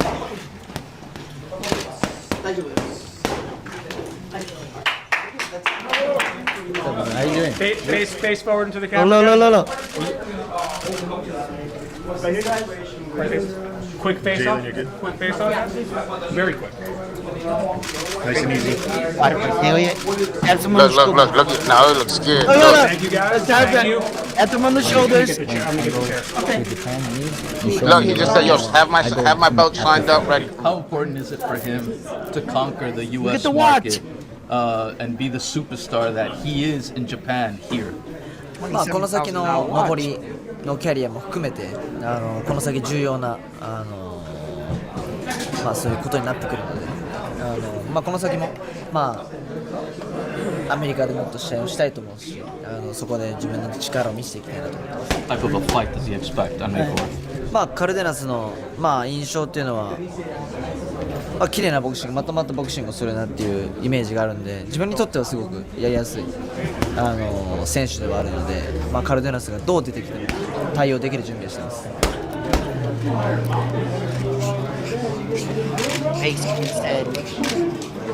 No matter what he does, can't win. Edwin, you getting one of those, huh? You getting a signed, huh, Edwin? What? I'm knocking that dude out right there. I'm getting those. See you guys next week. Any hesitation? Look, Chopper and security had to escort in the way because out. ultimately it's boxing. You know what I mean? We're in this sport to be the best and to fight the best, and he's the best, and that's the guy that I wanted to fight. You know, so I earned my spot.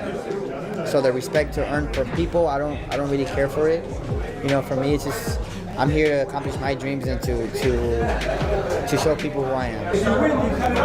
Yeah, win, lose, or draw, bro. It's a Game of Thrones thing where I always tell myself when I win, if I win a world title, it's off. Well, if I lose, it's off. So May 5th it'll be off, or May 4th at night.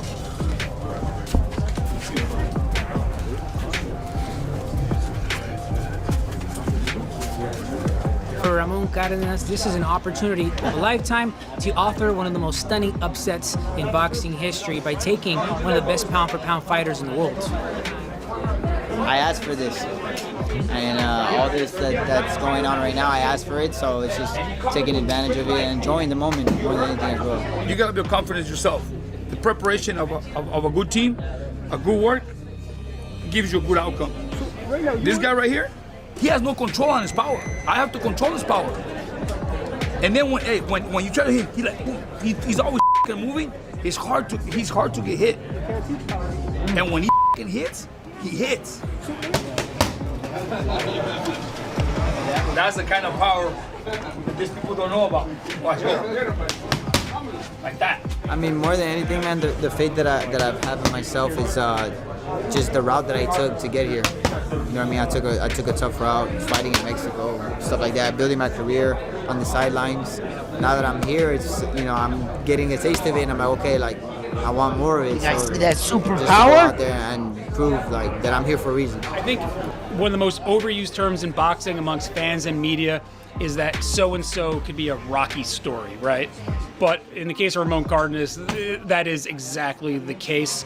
I mean, he's a top contender, coming up a big winning streak, a lot of knockouts, a lot of impressive performances, ranked highly by a lot of the organizations.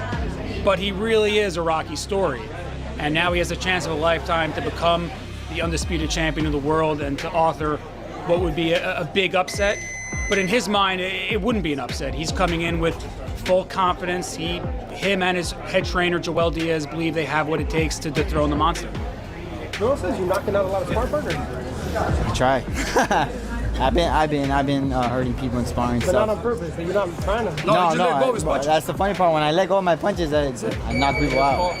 Well, how would you describe him to someone that's never seen Inoue? Pound for pound, great. And how would you describe yourself as a fighter? A great fighter as well. You know, because I'm ranked one in WBA. I'm ranked top 10 in the other organizations. It's just it's going back to the best fighting the best. That's the best thing about boxing. He's gonna think about it twice. He's gonna be more careful. The fight's gonna change once they get that first exchange and Ramon lands good shots on Inoue, things are gonna change. It's not gonna be that monster trying to kill him. It's gonna be different.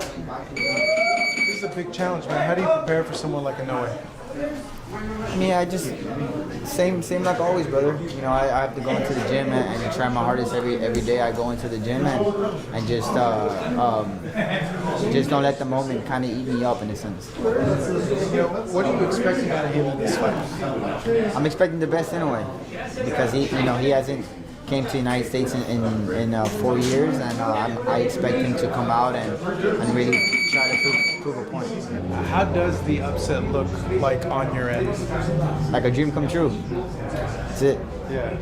For me, growing up, I would see Floyd, Marquez, Canelo, and all these superstars fighting in Vegas on Cinco de Mayo weekend and stuff like that. And for me to finally have my weekend, you know what I mean, in a way to have our weekend to light up the Vegas Strip, bro, like it's a blessing. It's a dream come true. You understand that Inoue he's tough, and I just think that as of Sunday, people are gonna know who Roman Cardais is too. You know?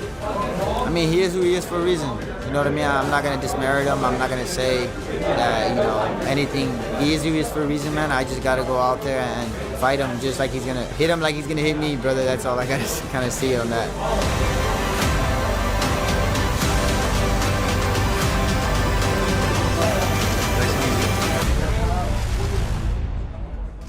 What an opportunity. What an opportunity, man. You saw how Inoue looks scared? Shut up, man. Anyway, looks scared. Yo, listen, man. Look, whoa, let me turn that off. Let's just start it over. Sorry. So Mexican boxing says that Brian Acosta would beat Inoue or has a better chance at beating Inoue. Hmm. But Cardenas already beat Acosta. Right. So, That's I why mean, Mexico boxer is drunk right now, and he's sipping on that good. You know what I'm that saying? good tequila, right? Yeah, he needs to just slow down sometimes when he hop on, right? But I get it, right? Throw something in there because, look, he beats Acosta. He's coming off a 14 fight winning streak as we looked into Roman Cardais' record, coming off his one and only loss by majority decision. And in that list of 14, like you pointed out, he beat Acosta. So Acosta's not going to be the one to beat Naoya Inoue, nor did I think that he would present any challenge if this man already beat him. So rightfully so, I think they picked the next available Mexican fighter, because we all got to keep in mind why one of the reasons why he also got this fight.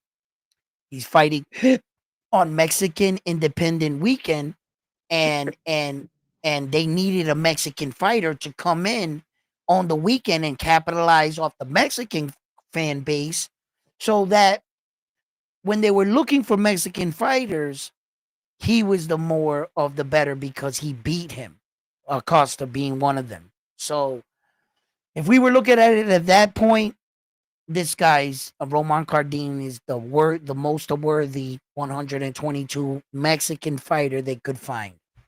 Yes. To fill the slot. For the Mexican Independent Weekend, what they had, if not, they would have just went back to Japan and had him fight MJ in Japan. But MJ's in protective custody right now, ain't he? Yeah, he's not signing out. He's definitely not signing out. He's probably with Acosta right now. So, yeah. So those guys don't want to fight this dude. Yo, so let me ask you, if he moves up to 26, I'm talking about Inoue. Who do you think got a chance of beating him? You think Espinoza got him? Espinoza got who? Inoue. You think Espinoza would beat Inoue at 26 if Inoue moves up? Nope.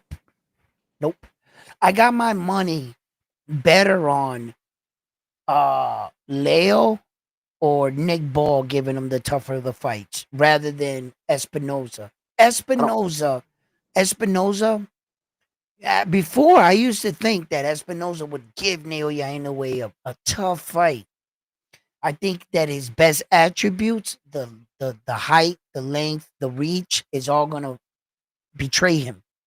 I think that's going to be his downfall. The reason why he's too tall, too long, Naoya Inoue is going to eat that body up. He can't hide it. Naoya Inoue is a great body puncher. He closes the distance really fast, and he's real slick. He's real smooth. And he places his punches real well, and his footwork is already in position for the next punch. See, Espinosa's gonna fall like a tree.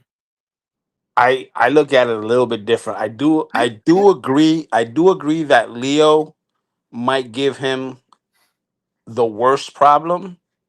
I don't see Nick Ball giving him any trouble whatsoever.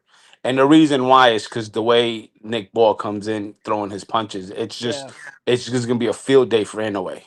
yeah, Now, Espinoza, on the other hand, Espinoza got pop, yes, but it's just his reach. If Inoue can't get inside, or if Espinoza makes it difficult for him to get inside, he might get caught with something. And Espinoza, in my opinion, hits harder than Neri.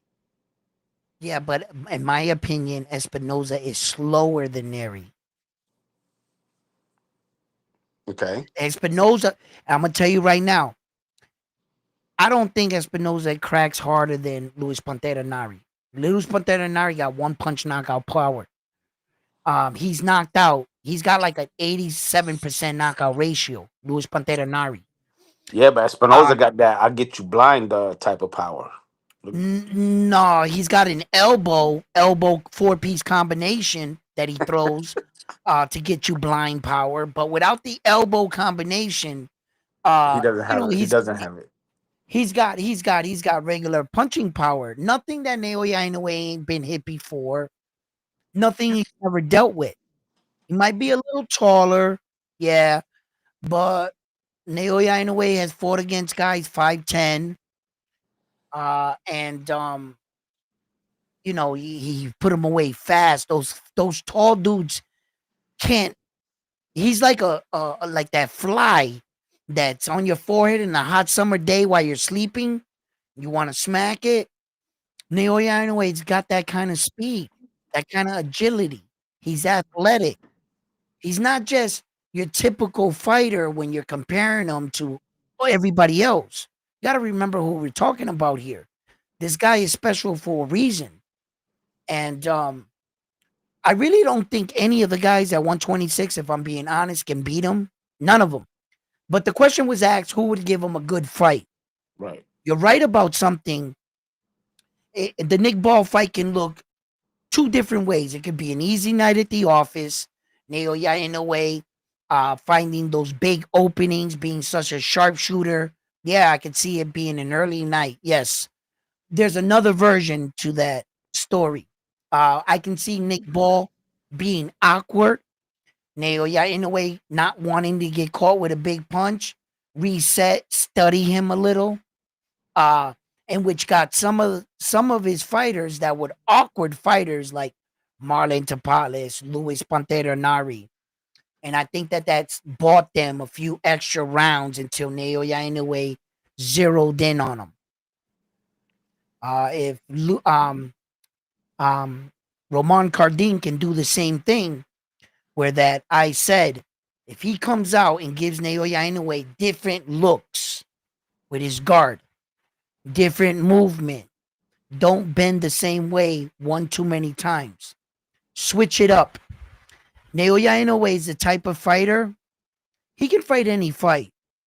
But if you're a boxer and you're throwing the punches the way the dance is supposed to go, he's going to tear you up.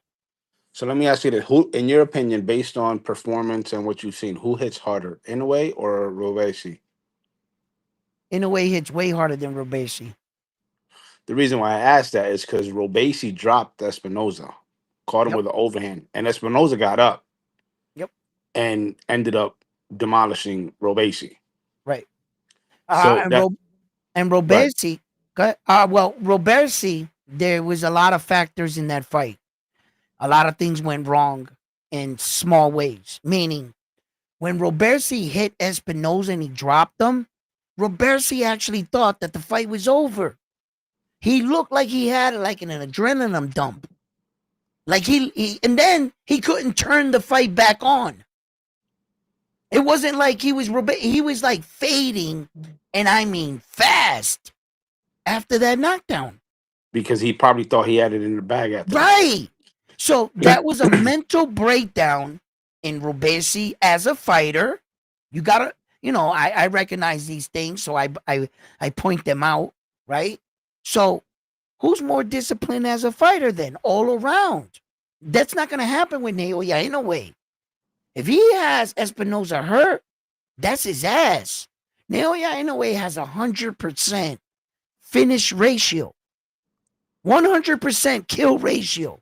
If he sees you do the stinky leg, the fight's over. He's not going to let him off the hook like Robeisy did.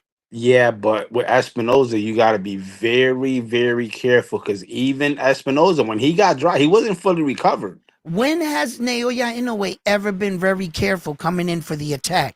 Just Always. name me He's one always time. careful. He's always careful. No, he gets caught with big shots coming in. I'll show you a highlight clip of every fighter that caught him with a punch coming in. Jason Maloney caught him with a shot.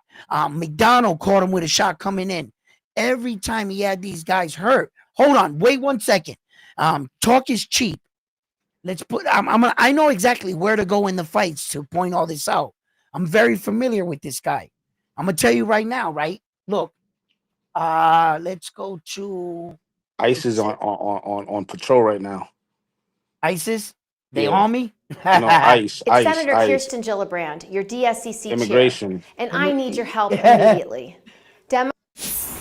Hold on. Today is the arrival of the monster. Why are you going to the same video? No. I'm seeing what the formula why I couldn't do it because it doesn't give you the search bar. All right, I had to go out here and just type. Bear with me 1 second. I got it right now. Everything I got right here. Okay. Let's see. Let's get a good one. What's a good one? I don't know. You said Maloney. Who else? There was a lot. Hold on. But there's a lot of fights that they're showing of him, but not typically. Let's see. Hold on. Okay. I'm going to go with this one because it's actually got the fight that I'm talking about. Hold on. I don't need the volume in this. Now I'm going to switch it over. Now I got to switch it over here. Bing, bing, bing, bing, bing, bing. Okay. Now, I want the audience to pay attention while we break this down for educational purposes. I'm breaking down Naoya Inoue's fighting style, how effective he is against much taller opponents. Here we have him coming up against Jamie McDonald. Jamie McDonald was the European champion for over 4 years. Never, ever in his career has he ever been knocked out. Ever. In 10 years in his career. Right? And what round was this on? This is the first round. It says it right there in the corner. I see it. First round. Okay. Pay attention. Round 1. Let's go. Watch this.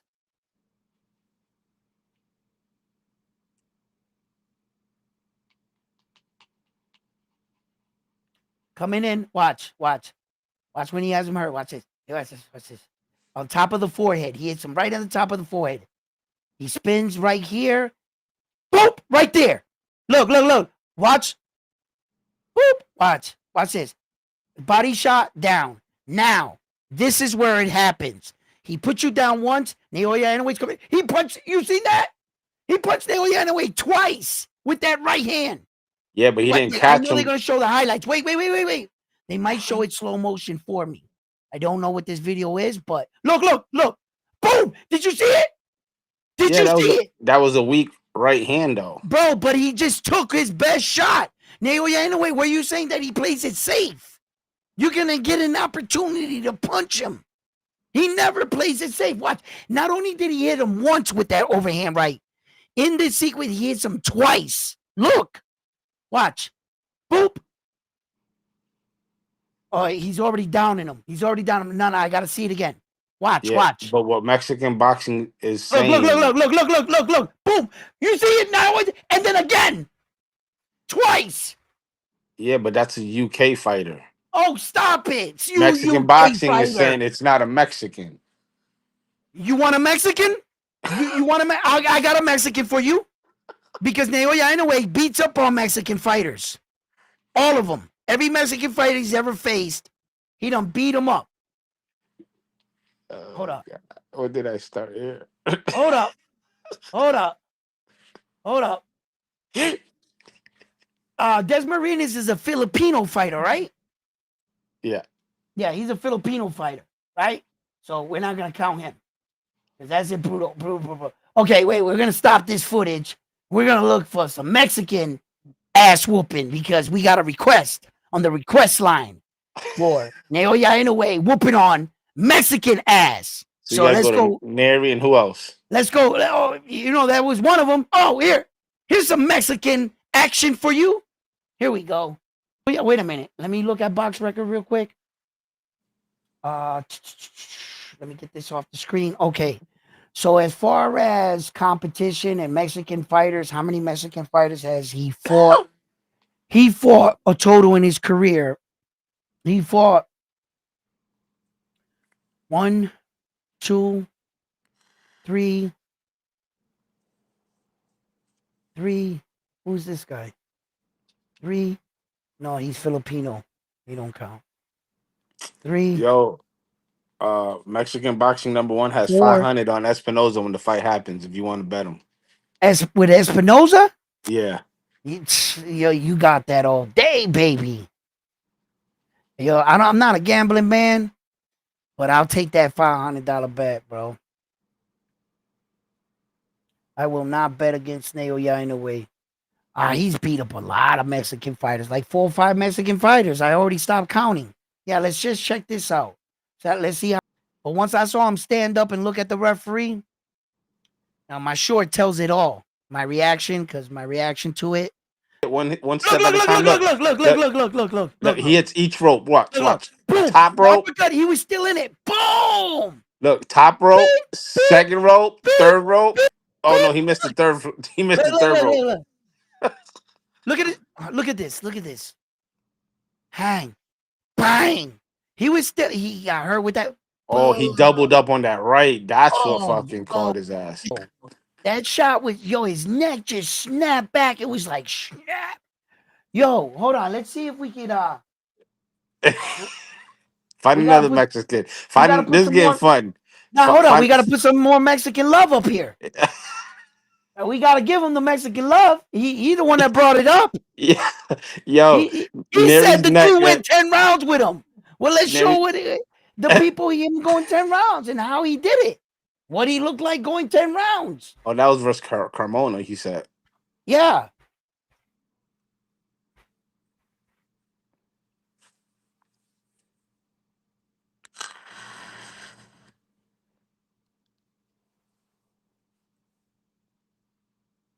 I think it's this one right here. No, this is his brother. Is this it? Is this the fight? Edwin said, but wait, there's more. There's more. Let's give him the Mexican love. Is this it right here? That's his boy right there, right? I don't know who that is. Yeah, that's him. You see, look at the trunks. If it ain't him, we watching some more Naoya Inoue Mexican on Mexicans because apparently to this guy. Yeah, Mark said that's him. Yeah. Look at this.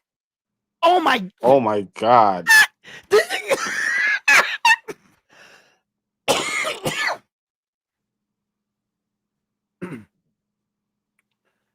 He's like a cat.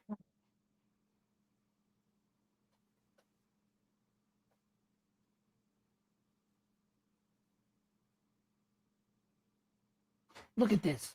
He ain't even hitting Naoya. Block. Damn. Ooh. Look at, damn. Here, take this with you. Yo, Inoue's getting caught in a couple of those exchanges though. Oh yeah, look. is he not in a fight? Wow, No, that was he slick. is. That was slick.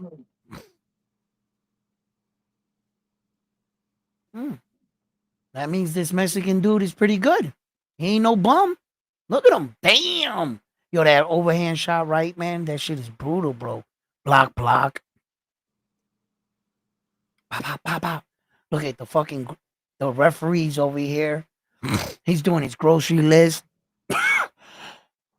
Nice exchange. Mexican boxing Yo, #1. The only thing I can say it's different, but the heavier and bigger Inoue gets, the harder he's gonna hit. but check this out though. This Mexican dude is better than Roman Cardais. Look at this Mexican dude fight. He could take a punch, bro. Well, Damn. Cardenas never been down, has he? Listen, Naoya Inoue is whooping this dude's ass, and he's standing there with him. Look at the Mexican's not a bum, bro. He's breaking him by this point. What round is it? 7th? He's really starting to feel it. The Mexican, you can see the punches are starting to wear at him by this point. I don't know. He looks like he's coming forward to me. Yeah, he's coming forward. But he's because the Mexican's not giving up on himself. He rolled with that one. That's a nice one. Damn, Naoya Inoue got a chin. I don't know. Everything's different. Well, then ask Neri out there. He got violently dropped 4 times in the fight. Oh, nice. How can you consider not having a chin? Nah, no, he definitely got a chin. Knocked out. No, he's definitely got a chin. Haney got a chin too. He's pretty. Haney's got a pretty good chin. He took the massive shots from Ryan, didn't get stopped. He's breaking this Mexican dude. Look at this. He's just changing levels, going upstairs, downstairs. Did he just throw a walking 4-piece combination? Look at this. Boom, boom, boom, boom. Look. Off the balls of his feet, bouncing, rhythm. Pop. The Mexican wants to be a rhythm fighter. Naoya. Oh, nice jab, Naoya. He snapped his neck back. Boop, boop. Look at this. Naoya up against the rope, showboating on him. Whoop, whoop. Miss. Boop, boop. This is where it really gets bad for the Mexican. Look, he's all kinds of slow now. Naoya Inoue didn't beat the fight out of him. And Mexican fighters are tough, bro. I mean, some of them can take an ass whooping. They're not always mostly the most skilled, but when they are skilled and this tough, they're a problem. Yeah, they got no quit in them. They're a fucking problem, bro. Look at Naoya Inoue just putting these punches together, bro. Mexican boxing said, make it 1,000 after seeing this fight again. Yeah. Yeah. Look at this. Nice. I mean, if he takes comfort in watching his guy get his ass whooped and think that that somehow Espinosa's gonna do what to this dude? What is Jesus Christ? Look at the guy over here. The referee doesn't like this guy. He never even look at this. Stop the fight. Stop the fucking fight, bro. Why? He's still fighting back. Well, yeah, fighting back while he's on the ground. Look at them. Look at. Yeah, he's fighting back. He just got his hand in it. It was just a brutal massacre at this point.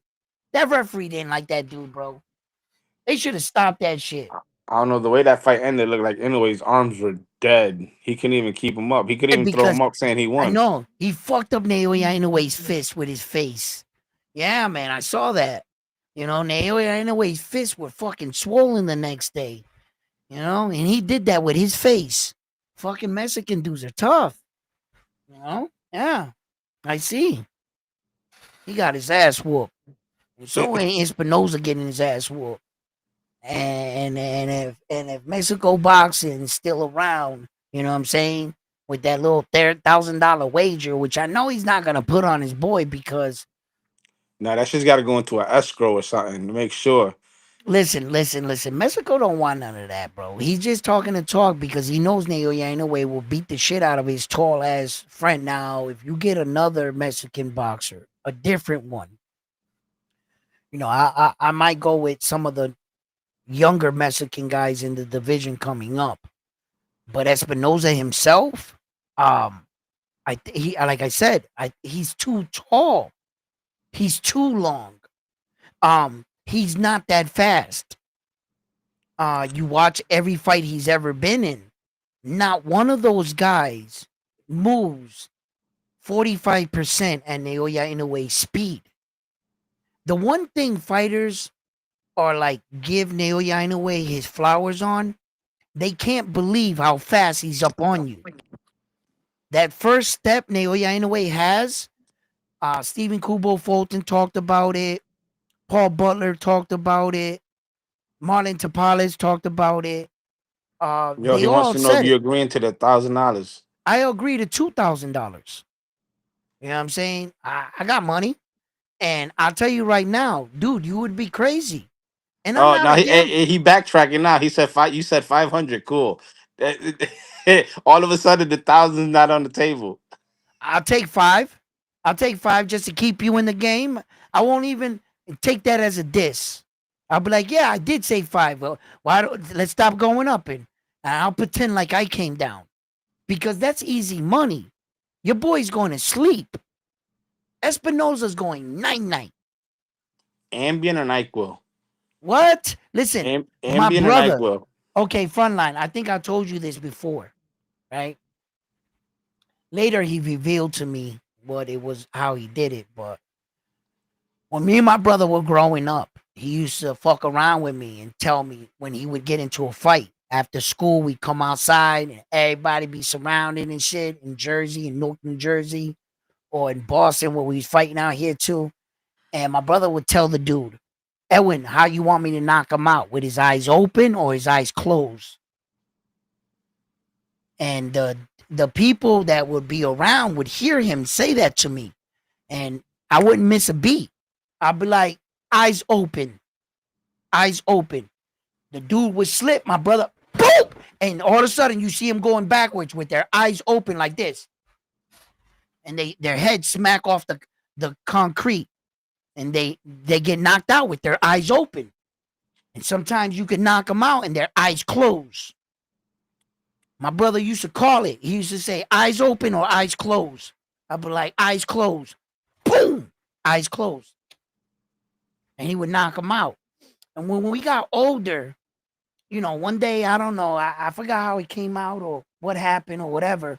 My brother told me, like, we were older, and I said to him, how did you do that when we were kids? How did you used to be like, knock dudes out with their eyes open or their eyes closed and shit? And he said, for real, Edwin? He was like, I didn't. I just said it so that when people were looking on, they were like, oh shit. Like, you know, that was like intimidating. He said if they went open with their eyes closed or eyes open, I had no, but when it happened the right way he said it, you know, your head would go bigger and shit. So that's what I'm going to ask Homeboy on the night we fight. You want Naoya Inoue to knock him out with his eyes open or his eyes closed? That's what I'm going to tell him. Yeah, that's how it's going to go too. You're going to be there too, right? Yeah, I'll be there for that one too. I'll get my passport worked out by then. Yo, and Espinoza's going night, baby. Junto Nakatomi is also going night. That other Japanese dude, he's going out, bro. They keep hyping that dude up. Keep hyping that dude up, that Japanese dude, against Naoya Inoue. And keep thinking that Junto can beat him. Go ahead. Junto's 2 steps behind Naoya Inoue in everything. And whether you want to be biased or not and be like, no. Bullshit. Man, do your homework. Take Junto Nakatomi a film of him and put them side by side on 2 different monitors or just split your screen. Watch Junto fight and watch Naoya Inoue fight with your own 2 eyes. Mexican boxing says no excuses. Don't back out when Naoya looks like trash versus Cardenas. Brother, you can say whatever you want. I ain't backing out today. Won't back out tomorrow. If he even loses to Cardenas and in the future he fights Espinoza, I still got Naoya Inoue in that fight. And I hope you got that same energy. All right? Because that's a fantasy world. He's not going to beat Naoya Inoue Cardenas. See, but here's the thing though. Like, everybody can say possible fight here, possible fight there. The question is, when Naoya does move up, will Espinoza still be at 26, or will he move up to 30, or will he even accept the fight with Inoue, or will he be a duck like everybody else? Nah, he's probably going to go into the witness protection program right away. You know what I'm saying? He's probably already looking for the possibility. Everybody talks tough. Why the toughest man is not in the division yet.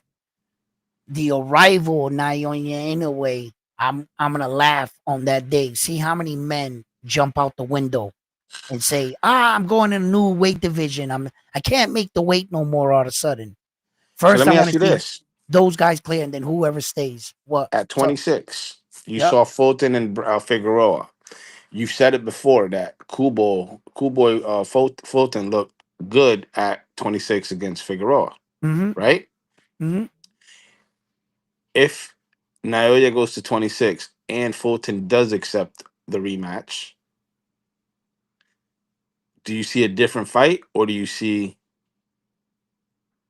the same result? I see the same fight quicker. If you do something once that fast with meeting them, the second time you'll meet, it'll be that much more violent, that much more faster at this level. When you fight a guy regular on the street and you beat him, you have the confidence of beating him the second time if you guys were to fight again. Sometimes the tide can change. I understand that. You might be living a different life, may have gained a pound or two, and he could have been working out for the last 2 years. You guys met up, and on a street fight, he ends up beating you. Not at a professional level. Not at the level where Naoya Inoue doesn't take time off. Very active fighter in between fights. Not like Kubo. He had to go find himself after the loss, take some time off, get himself back together in a new weight division. Yo, so you might know about this. Mexican boxer says Navarrete wanted Inoue and he ducked him. Navarrete never wanted Naoya Inoue, and he never ducked him. Don't repeat anything Mexico boxing saying right now, because he's obviously drinking tequila. They've never been in the same weight division, not even once. They've been 3-4 weight divisions away from each other. They were never even close to each other. What weight division is Navarrete a champion right now? 130? He's actually 2-3 weight divisions from him. So when he says things like that, just know he's trolling tonight. Because that wasn't even a reality to be a possibility.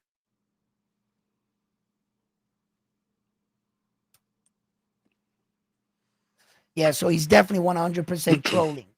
So wait, ain't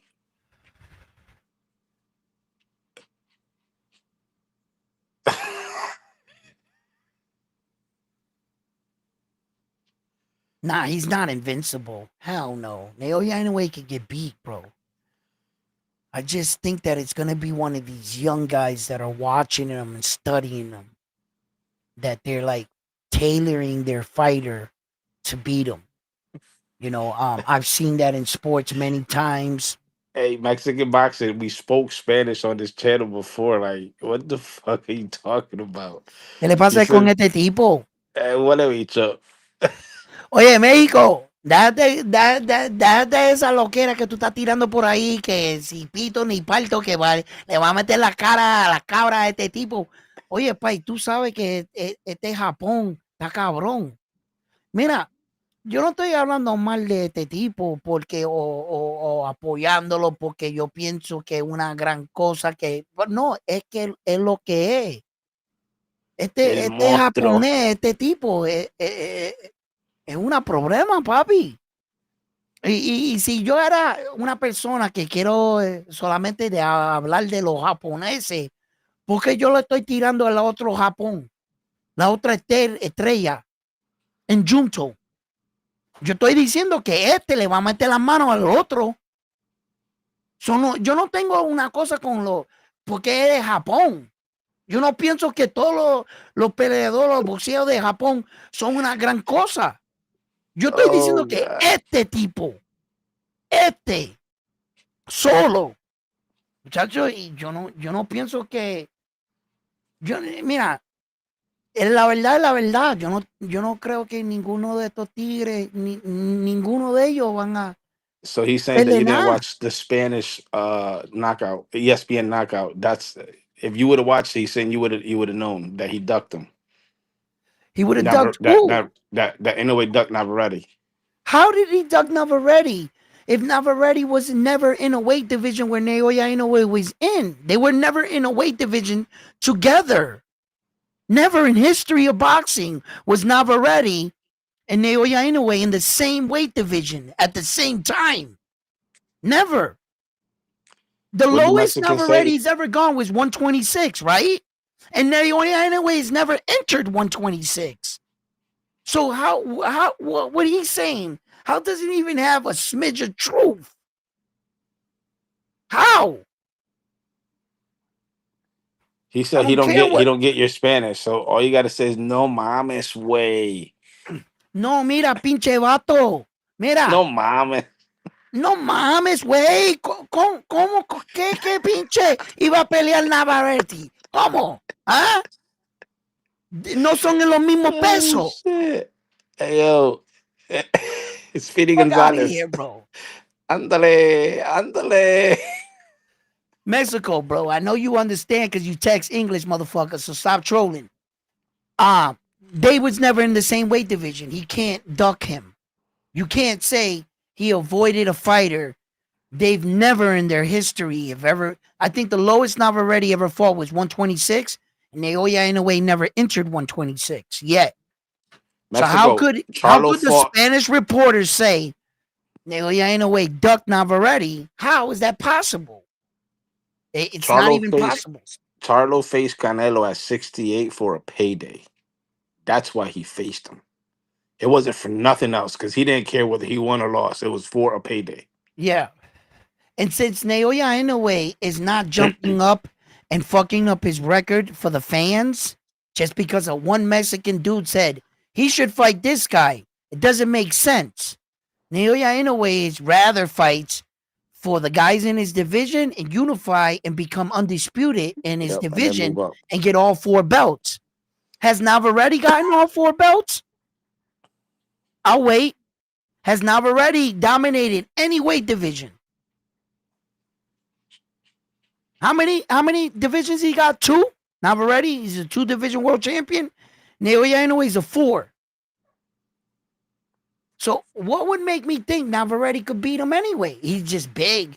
I think Navarrete would be too big for him. I don't know. He'd be too. Navarrete's a big dude, big Mexican puncher, and he throws a lot of punches. Yeah, I don't think he would hit Naoya Inoue, but through the courses of rounds of chasing Naoya Inoue, eventually he has to hit him. Even if Naoya Inoue was to block it, he's gonna have to feel a Navarrete punch, and unless he can really stop Navarrete, like down to the body upstairs, because Navarrete's obviously slow. He doesn't have speed. What he does is have pressure and relentless pressure with volume of power shots, right? And Navarrete doesn't take body shots too well either. No, and Navarrete doesn't know how to a guy with good footwork, such as Naoya Inoue, would tear him apart. What was that white for him? What was that British dude? I think he was British. Was it Wilson or something like that? That dropped Navarrete and then Oh yeah, Lee Wilson. Listen, that fight should have been stopped. Navarrete should have been stopped. But he came back. Didn't he come back and win that fight? He did come back and win that fight. But what I'm saying is, if you looked at the ref when he counted, he gave him like about a 15-second count. Yeah. A lot of people said about that. Yeah, Navarrete was out on his feet. That was a good punch. It really hurt him. Navarrete showed his warrior spirit on that day. He stood up and he finished strong, and he dropped Homeboy too in the fight too. That's right. He won that Australian. fight. Yeah, Liam Wilson. Yep. That was a great fight. And and it really showed now. But Lee Wilson is not as fast as a fighter like Naoya Inoue, and he's not as technical. And he doesn't put his punches together as accurate as Naoya. Inoue can hit you with a 4-piece combination that will really like get your attention, and he can continue to do that all night. And I his do power agree with carries. Mexican boxing though. Huh? Where I do agree with him. If Vaquero hits Naoya Inoue flush, he'll It's drop him. night. It's night, baby. Yeah, for sure. Oh no. If the Vaquero clips Naoya Inoue right here, Naoya Inoue is not getting up. Not like when he got up from Luis Pantera Nari. El Vaquero punches too much. He's big. He's but it's a big different dude. weight class, so we're just talking shit right now. Yeah, we're just talking shit. Yeah, we're just hypothetical fight right here. But he would be too big for Naoya Inoue. I think so. I think he would be. But let me ask you guys a question then. You guys so much on the Vaquero and how good he is. Who wins in a fight out of Navarrete and Gervonta Tank Davis?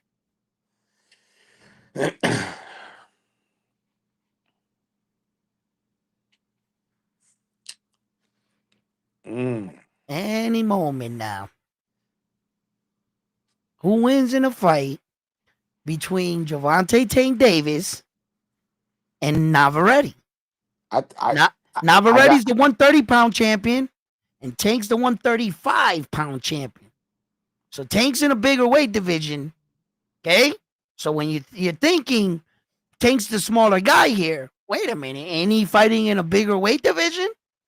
So when Navarrete went up trying to win a belt, he failed. And he lost, and he looked bad, real bad. He looked slow. That fight was terrible. And he was tired by like 6 rounds. He was it was hard to watch. Right? Nick Ball and listen. So what I'm asking you, do you think that Navarrete can beat Tank Davis? And the reason why I brought that up, right? Tank Davis is 5'5". Naoya Inoue is 5'5". If we're thinking now at that point, let's put some skill behind it. At 5'5", Gervonta Tank Davis, most of us would believe he would beat the shit out of Navarrete. So I'm not willing to just talk Naoya. He might be too, maybe not. So fantasy fight, Tank versus Inoue. Who you got? I got Naoya Inoue in the fight. Versus Tank, versus Junto, versus Bam Bam, versus all the top guys I can think that would actually give him a great fight, versus Espinoza, versus Leo, versus Ball, versus the new improved Stephen Kubo Fulton. I don't think none of these guys can beat him. I think it's going to be one of these new guys, younger guys that's going to come out. It might just be a Japanese guy. Might be like one of these guys coming up. There's a lot of good, fast talent coming up. You never know. Maybe one of these guys see. I know he's a little old, but what do you think about Ray Vargas? Never. No? Nah. Ray Vargas will fall faster than any of the other guys I named. I think Stephen Kubo Fulton will give Naoya Inoue a better fight than Ray Vargas. I think Espinoza will get him a better fight than Ray Vargas. I think Nick Ball will give him a better fight than Ray Vargas. Yeah. Shit, I think fucking Bruce Carrington might give him a better fight than Ray Vargas. I don't think Bruce Carrington can beat Naoya Inoue. No. But I think Bruce Carrington has more punching power than Stephen Kubo Fulton.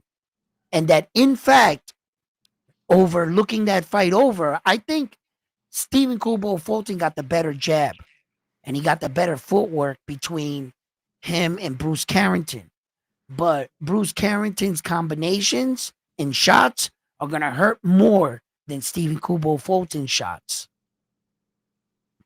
See, so I don't think Ray Vargas will pose any threat. I think he'll get knocked out within 3 with fighting Naoya Inoue. Him and his little skinny ass frame. I don't think that he'll last long. But for the other guys, at least they bring, Nick Ball brings power to the equation. You know, whenever you bring power to the equation, yes, the question comes, can you land that power? But it's there. Espinoza brings his own problems, the height, the length, the reach. Can he keep Naoya Inoue at bay, or is Naoya Inoue gonna slip within between his long arms and torture him, which I think is gonna happen. I think Ball's too wild. I think Inoue. I really do. I really do. But I think Inoue will read him. Like the first round, he'll let him go crazy, right? He'll be studying. He won't. Inoue won't throw so many punches in the first round against Ball. He'll just download all that data. Second round, right? I think he'll catch him in between punches and lay him out cold against Ball. That's what I think. Nakito Mikano on the Inoue card is good at 26. That's a good one. I don't know who that Raya Tsutsumi. He's good. Debut on the Ryan Garcia card. I don't know who that is.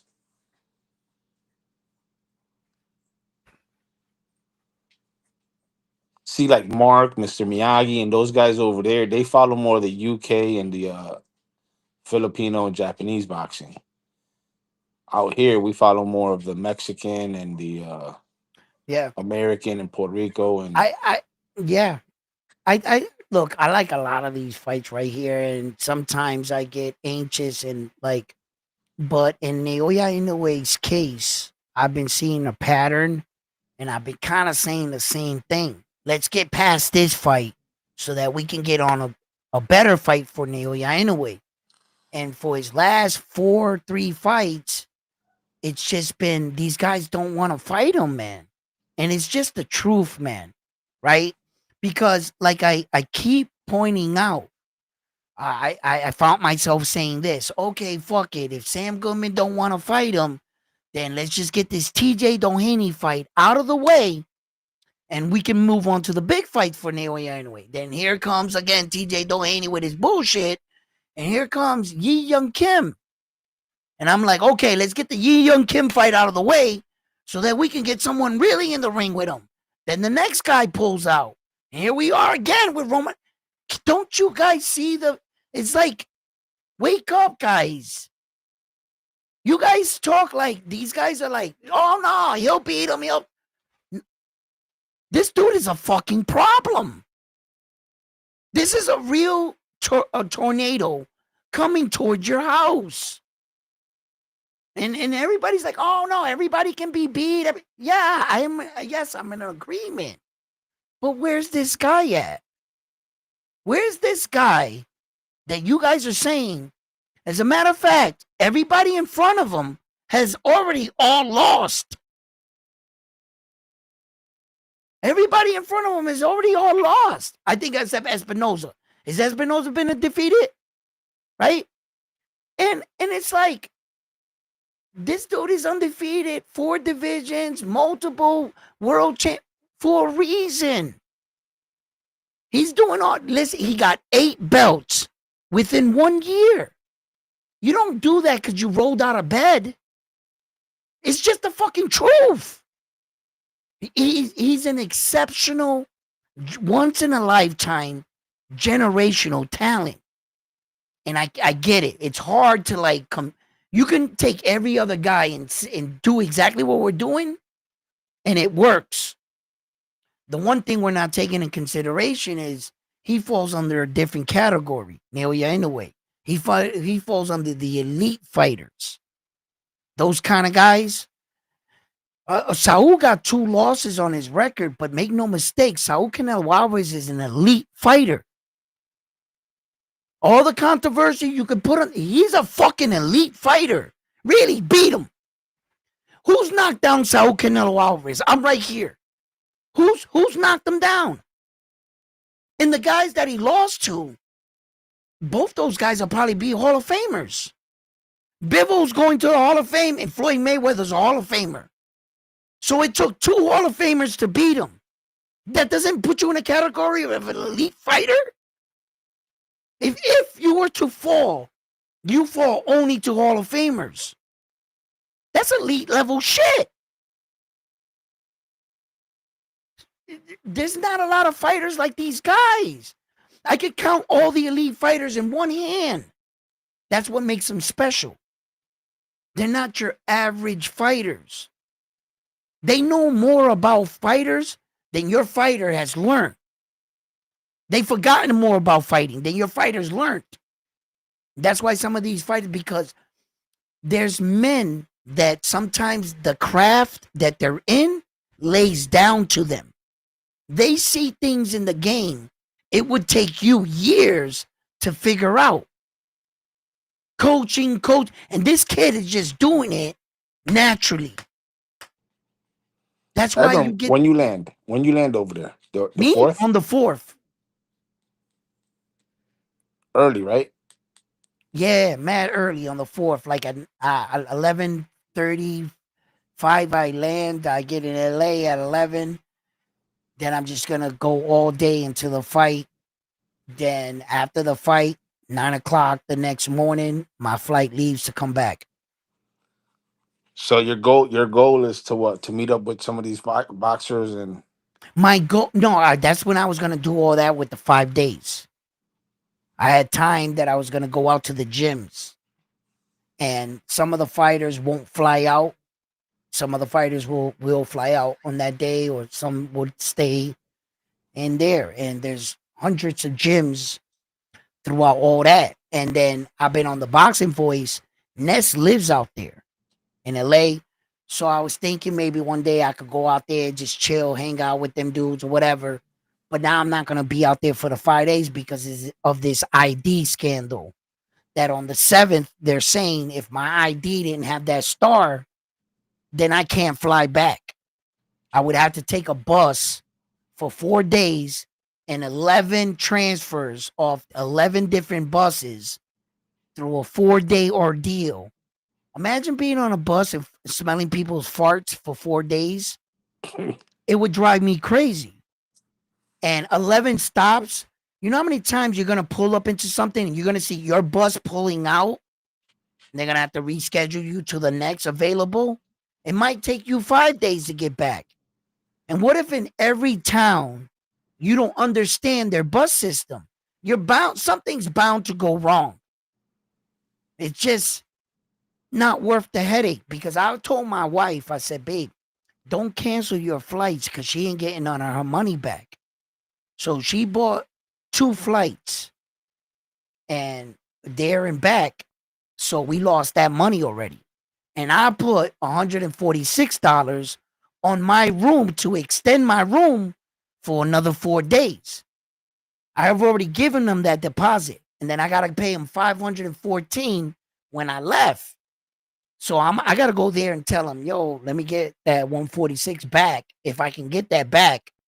If not, we just lost 2 plane tickets and the hotel for 4 days because of her fear of me being locked out in Las Vegas.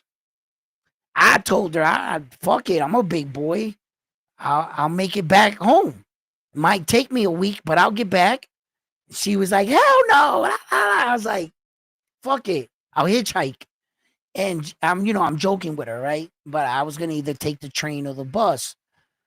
But I'd have been willing to go through the headache to give her 4 or 5 days and me media coverage of everything I could have, stand to gain out there. But now it's just a 1-day operation, 1 day in, 1 day out. So you're gonna be working tirelessly. Yeah. And you got the new equipment too? Yeah, I got it right here, man. I can't wait to use that shit. I'm gonna be everywhere with that bitch. This shit is dope, bro. This shit is dope as hell, man. Everywhere you point it like that, it got like facial recognition. And Look at what how I that shit could do swing. it, Look at how that shit swing. yo, that shit is crazy, right? But check it out, right? While you got your camera to this, right? These things register your camera to the app that's connected to this. So when you put your phone on it, your phone got a regular camera, but the app has their own camera that goes into your phone. So I could put this down like this, right? I got it on my tripod right now, right? That's how it looks, right? You can take this off and put it under here and make it a little tripod. Just eliminate that. So if I put that, like, say I put it like right there from across from me, I can do hand gestures. My hand gestures to that right there is 3. If I'm standing here and I go like this, the camera turns on. It starts recording me and the person in front of me. If I go like that, it'll turn off the recording without me have to walk to it and press it. It does all my hand. I can set this up across the room. And it won't be, it's just looking at me. And then as soon as if I wanted to start an interview, I just go like that to the camera. It starts recording. Then I go like that, it stops. I go like Yo, there's this. got to be a hand signal to zoom in and zoom out too. Yeah, it has to be some more hand signals because I got 3 of them so far installed. I got my face blinking like this, like that. It That means you're in switches. danger. That one's in danger. It switches to photo and takes pictures of the assault of my wife beating me. So it flashes, right? So, so it's, it's pretty cool. It's pretty cool, man. And then the back piece right here, this, where the battery, that, it's magnetic. So that's pretty cool. It's not like no screws and shit. And then this adjusts and zooms only with the app. And then I got the other one with the feature with this, that I can zoom out and zoom in with that. And like you said, there's other hand gestures. Oh, but say I put it for facial recognition. If it's too focused or too far out, it adjusts and focuses by itself. So it's going to give you the best picture possible all the time. That's what's up. Yeah, so if I am too far out, it's going to adjust by itself. Yo, you got to get a battery pack for your phone then. Because I know you're going to be recording nonstop. Yeah, now, you're right. You're right. Now,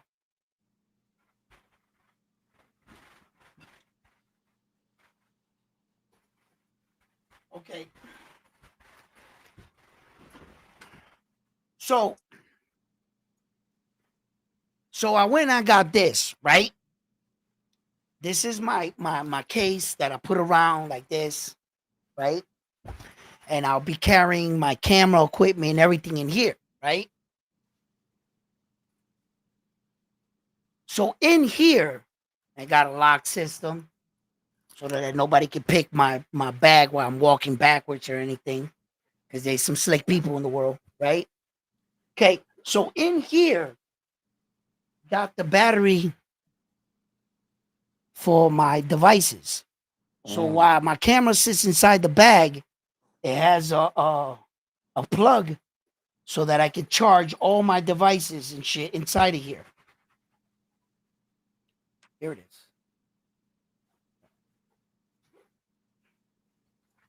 That's that bag. And then this is the wire. See? And it charges my bags. So I need a carry battery, and then I could always charge it through that. Yeah. So yeah, I'm getting ready to go, man. Just taking all my equipment with me. I got my backup camera, and then I got my other backup mics that pin to your shirt like that. And I got those mics that will hook up to my other camera as well.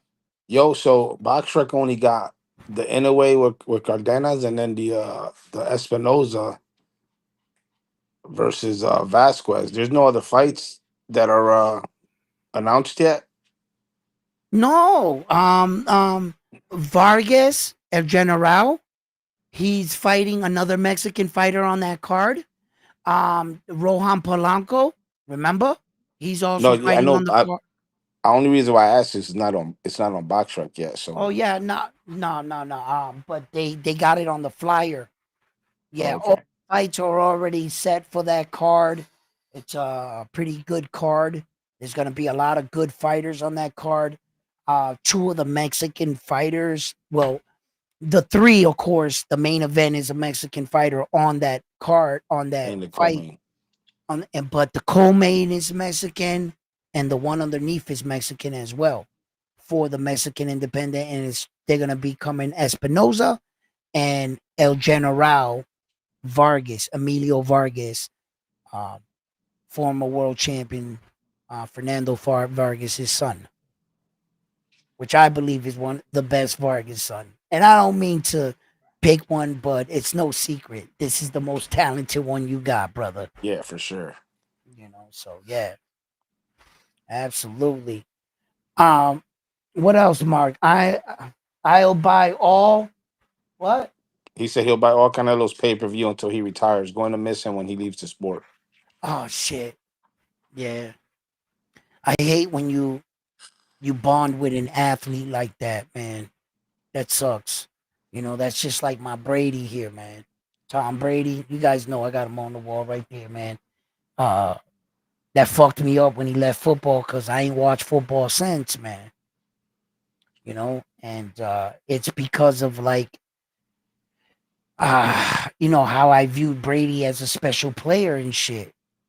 And I just like I didn't want to watch it. So like when Canelo leaves for Mark, I understand that feeling. I understand that shit, man. You know what I'm The saying? other Mark says Espinoza versus Vasquez is going to be a 50-50 fight for him because Vasquez already has the experience. Vasquez has a lot of experience. He has a lot of experience. Now, although Espinoza did fight arguably the number 2 ranked opponent in his first title defense before he rematched the fight with Robersi, he did defend his belt and he looked impressive in that fight. He did. Now, but I think this fight right here is going to be Espinoza's toughest challenge. I think this fight right here on May 4th is actually going to be his toughest. I think he had Robersi's number. He had Robersi's number, and although Robersi did get caught with a few elbows, yeah, whatever. I think he broke Robersi's will as a fighter. I think Robersi just felt like he couldn't win. I don't know. I can't definitely say how hard those elbows were and what the effects of the elbows were, or could he have continued? I can't decide that, but I still think that this is Espinoza's toughest fight. The other Mark said, just watch Top Rank promo again. Cardenas said to Inoue that he's going to Japan after this fight and asked him to show him around. LOL, he's a true fan. Yeah, of course he's a fan, scared to death. When he stepped in close and he whispered to Naoya Inoue, I wanted to know what he said, and I just heard it for myself. He said something about when he gets to Japan, he wants some good food and shit. What a thing to say to the man you're about to fight, right? He's already wants to go out and eat some food in Japan or something, like making nice with him before the fight. Yo, this is hypothetical. Yeah. But imagine Cardenas knocks out Inoue. You think that if he goes to Japan, he's going to be welcomed? 100% welcome. 100% welcome, and I can prove it. No, the reason why I say that's because when Neri went up to Japan and he beat the other Japanese 100% fighter, welcome back, then it wasn't it. When he beat that dude after the how many first night. years, though? After how many years? No. Wrong. You're thinking of two different situations. Neri went out there and beat the first Japanese champion and went back the second time. Then he was banned And then he went back the third time with Naoya Inoue. But he did fight that Japan guy twice. And the first time he beat him, he was welcomed back the second time. They rolled out the red carpet for the man after he had already beaten the Japan superstar. Now remember, that guy was considered the Naoya Inoue of his time. He was actually leading the way for Japan as their best popular champion. Narinak didn't beat him once, he beat him twice. Then he got banned.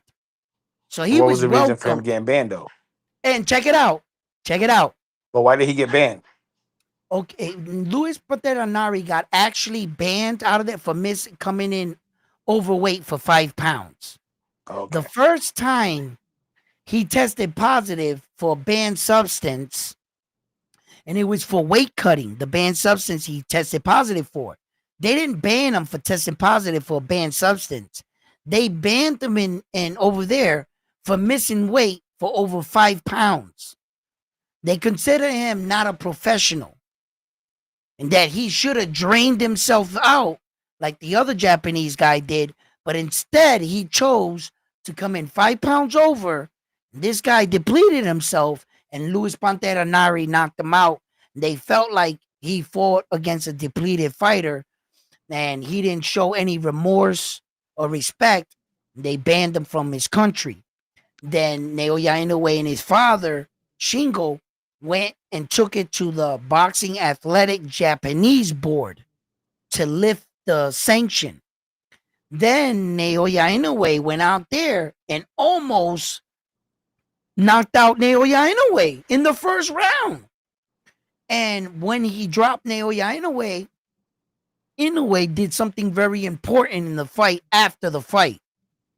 What he did, the whole entire Japanese audience was waiting to see what Naoya Inoue was going to do. Naoya Inoue walks across the ring and shakes his hand. Once Naoya Inoue shook his hand, the entire fucking stadium loosened up and cheered for Neri. But until their hero, whatever Naoya Inoue would have decided to do on that night, that was Luis Pantera Neri's future in Japan. And whatever because if Naoya Inoue would have said, fuck Luis Pantera Nari, that he would have been banned the next day. He would have been shown no love and they would have booed him. But because their hero squashed it all and said, no, you're a worthy opponent, you fought me well, that's when you notice, then they started cheering for Nari. Not until he shook his hand. Yeah. So now Neri's not banned no more in Japan. He can go out there and fight. And for a bantamweight fighter, that's where all the money's at. The money's not in the U.S. for those small guys. That's why you think Amazon Prime got a deal with Japan right now, not with us. Yeah, because there's a shitload of fights happening and nobody's able to watch them. So Amazon's taking advantage of that money. 100%. I'd like to see Goyaso go out there and fight one of them. Oh, definitely. But Where's Goyaso's going to run into Taduran from? Huh? Where's Pedro Taduran? Where's he from? Is he Filipino or? I don't know. Good question. I don't think there's any Japanese fighter that's 105, right? That's got a belt No, right now. but there is in the 108. There's the 112. They're almost all Japan. Yeah. Goyaso leads the 105. He's gonna fight a lot of Japanese fighters from there on up, because they're all over those weight divisions. There's no way around them. Goyaso's gonna have to fight them dudes at that lower weight division. But it's good because there's money out there. There's money out there. There's real money out there. You know what I'm saying? So, Oscar Goyaso, he has the WBO and the WBA. Pedro, It's the IBF. He has the IBF. Yup. And Jerusalem has the WBC. Right. So, if you move up, let's see. One weight division. The IBF is vacant. Ricardo Rosa has the WBA, and And then he's what, some. Filipino? Yeah, and then that other Filipino guy's name, I can't pronounce his name. I'm sorry. Santiago got the WBO. Rene Santiago. He just Rene beat the Japanese Santiago fight. He just beat the Japanese fighter for that one. for that belt. Right. Right, right. So yeah. So I think And then where's Mini Pac-Man ranked? uh He's at 108. He's a Dominican guy. yeah, yeah. I don't know ¿Cómo his se real llama name. otra vez? Nombre? Mini Pac-Man. I don't know his real name. Hold on. I'll look it up real quick. Hold on. He's at 108, 108, 108, 108. Luis Soto. Jason. I don't even think he's ranked.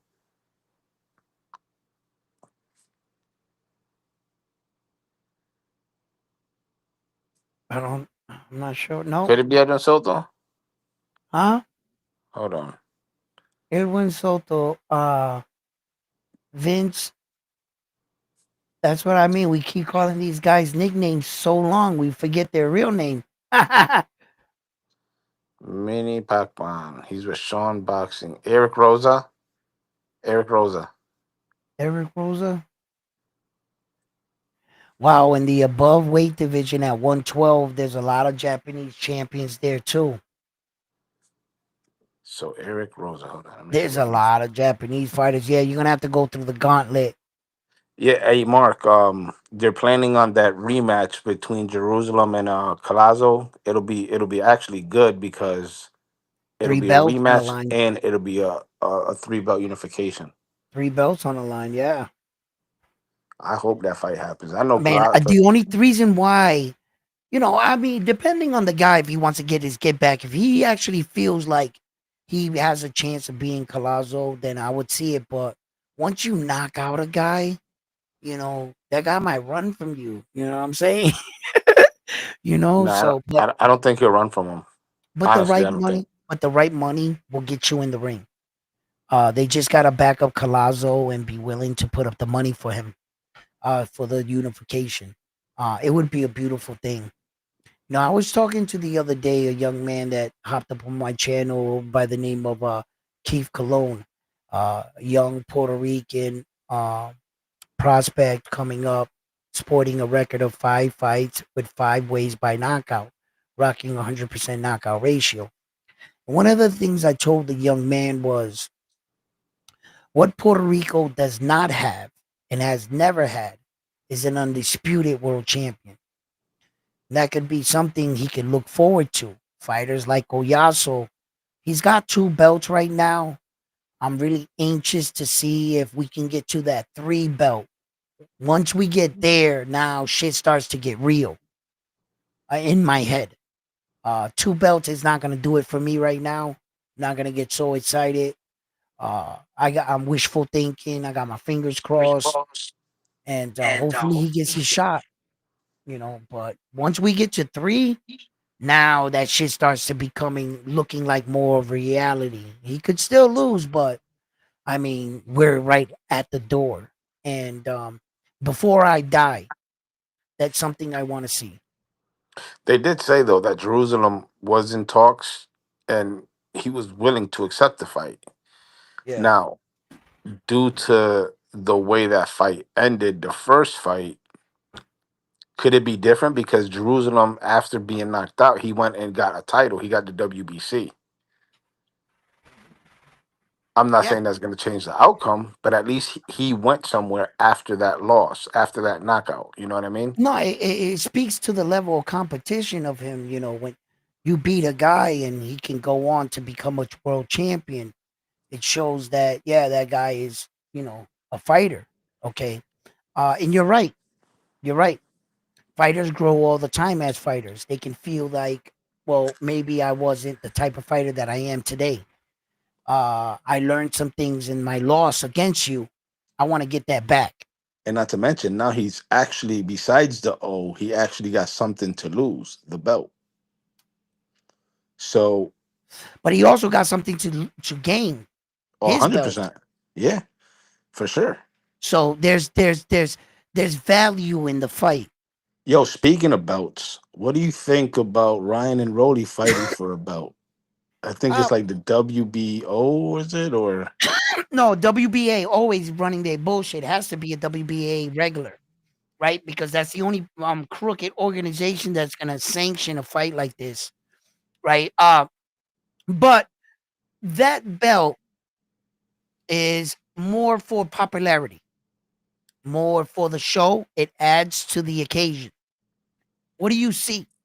You're gonna see a world title, and who are you gonna see it on? The winner. It adds to the night.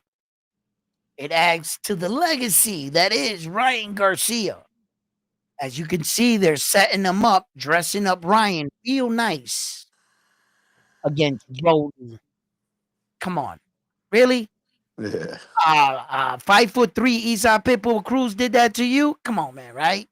You ain't fucking with left check hook Ryan. Nah, you're not. Okay? So it dresses up the night. It builds revenue, business, and in an era where these kids want you to be blind, belts don't matter. Really, belts don't matter. Then why they keep making up these phony baloney belts for the events if they didn't matter? No, it's what you see. They're going to dress Ryan up with that belt. What's going to happen, that's going to lead to what? The Devin Haney, Ryan Garcia rematch. Ryan Garcia is going to be walking in there with his crown and that bullshit ass belt wrapped around his waist. What do you see? But I'm a little confused because I'm a little confused. Isn't Haney at 140 still? No, Devin Haney's about to fight Ramirez at 147. I thought he asked for a couple more pounds, and I think they're fighting at a catch weight of like 44 or something. 45 or something, right? Some shit like that. You're right. So it's not quite 47. Nah, it's not quite 47, but it's not 40. So I don't know what weight division they're fighting in. Some made up shit, right? All of a sudden we just making it's a up catch weight. It's a catch weight. It's a catch weight. Yeah, well, catch weights, but there's no belt on the line, so of course not. That can happen. What are you going to be, the catch weight champion of the world? What the fuck kind of shit is that? So Ryan's choosing to fight at 147, a real weight division. So if you're in a real weight division, well, then we can justify why having you fight for our made up belt.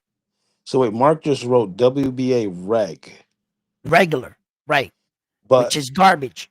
Right. I was gonna say, didn't just Boots Ennis beat Stanionis for it, the WBA? Okay, this is why Box Rec and a lot of people are breaking away from the WBA of Panama. He said they just changed it to a full 147 now. I guess he's talking about Devin Haney and Ramirez. Yeah, I thought they were going to do that, and that's why I said it as 147, because I thought that's what's going to happen. But, okay, what's happening with the WBA organization and their belt, right? The WBA is trying to be slick.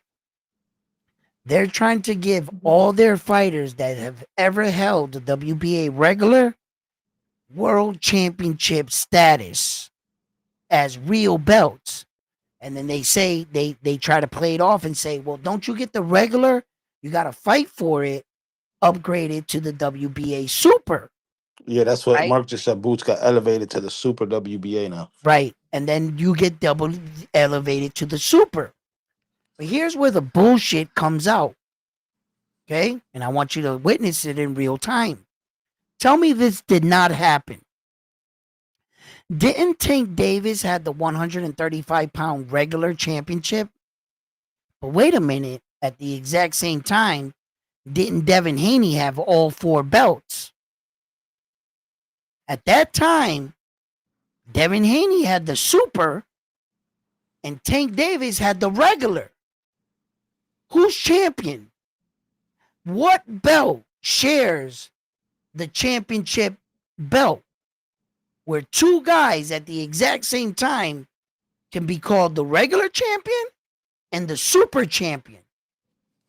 And because the WBA does not want to back down from this, nobody's considering their belt real anymore.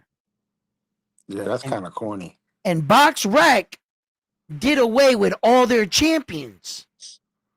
They did away with everything because the WBA was saying that Tank Davis was a real champion, that Mario Barrio was a real champion at 140, that Ryan Garcia is about to be fighting for a real belt.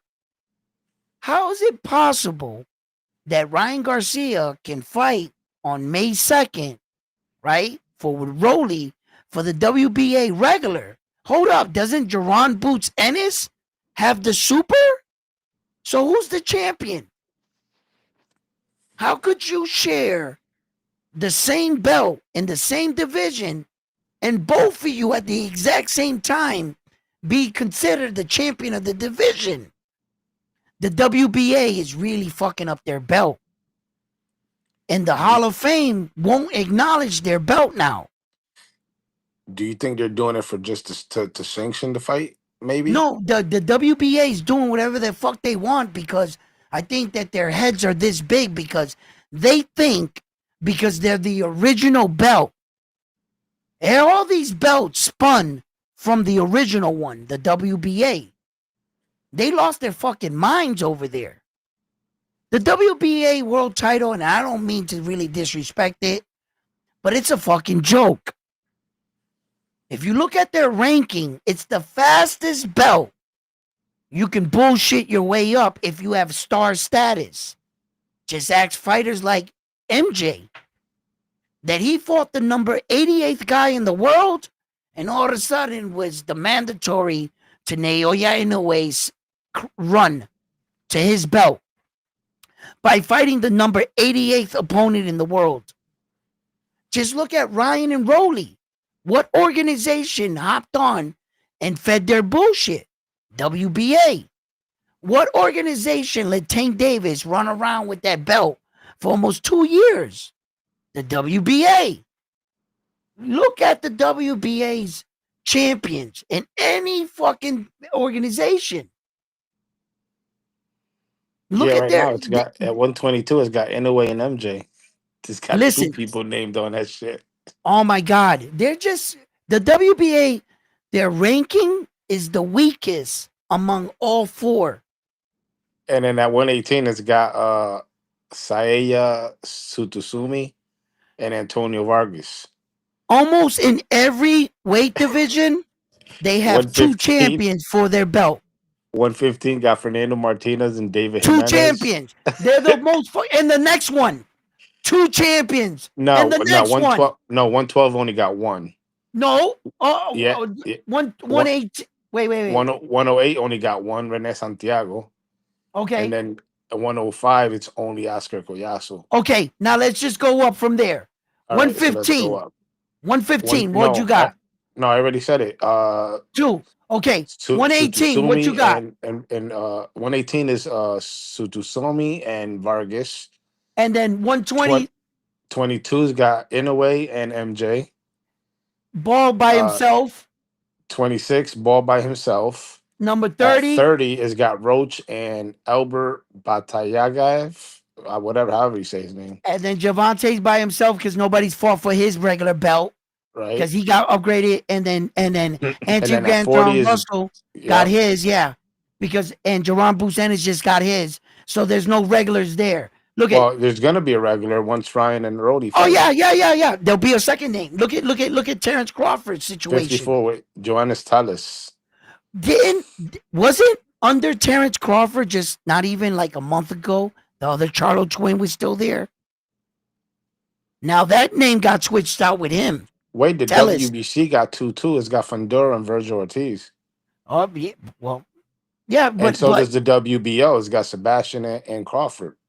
Yeah, you know why? Because the WBO owed Terrence Crawford a fight with Sebastian Fundora, and to keep ties with him, they made that WBO interim. Saul Canelo Alvarez got Caleb Plant on the WBA to his belt. But it goes to show you how much the WBA does this in comparison to all the other belts. The other belts will do it too, right?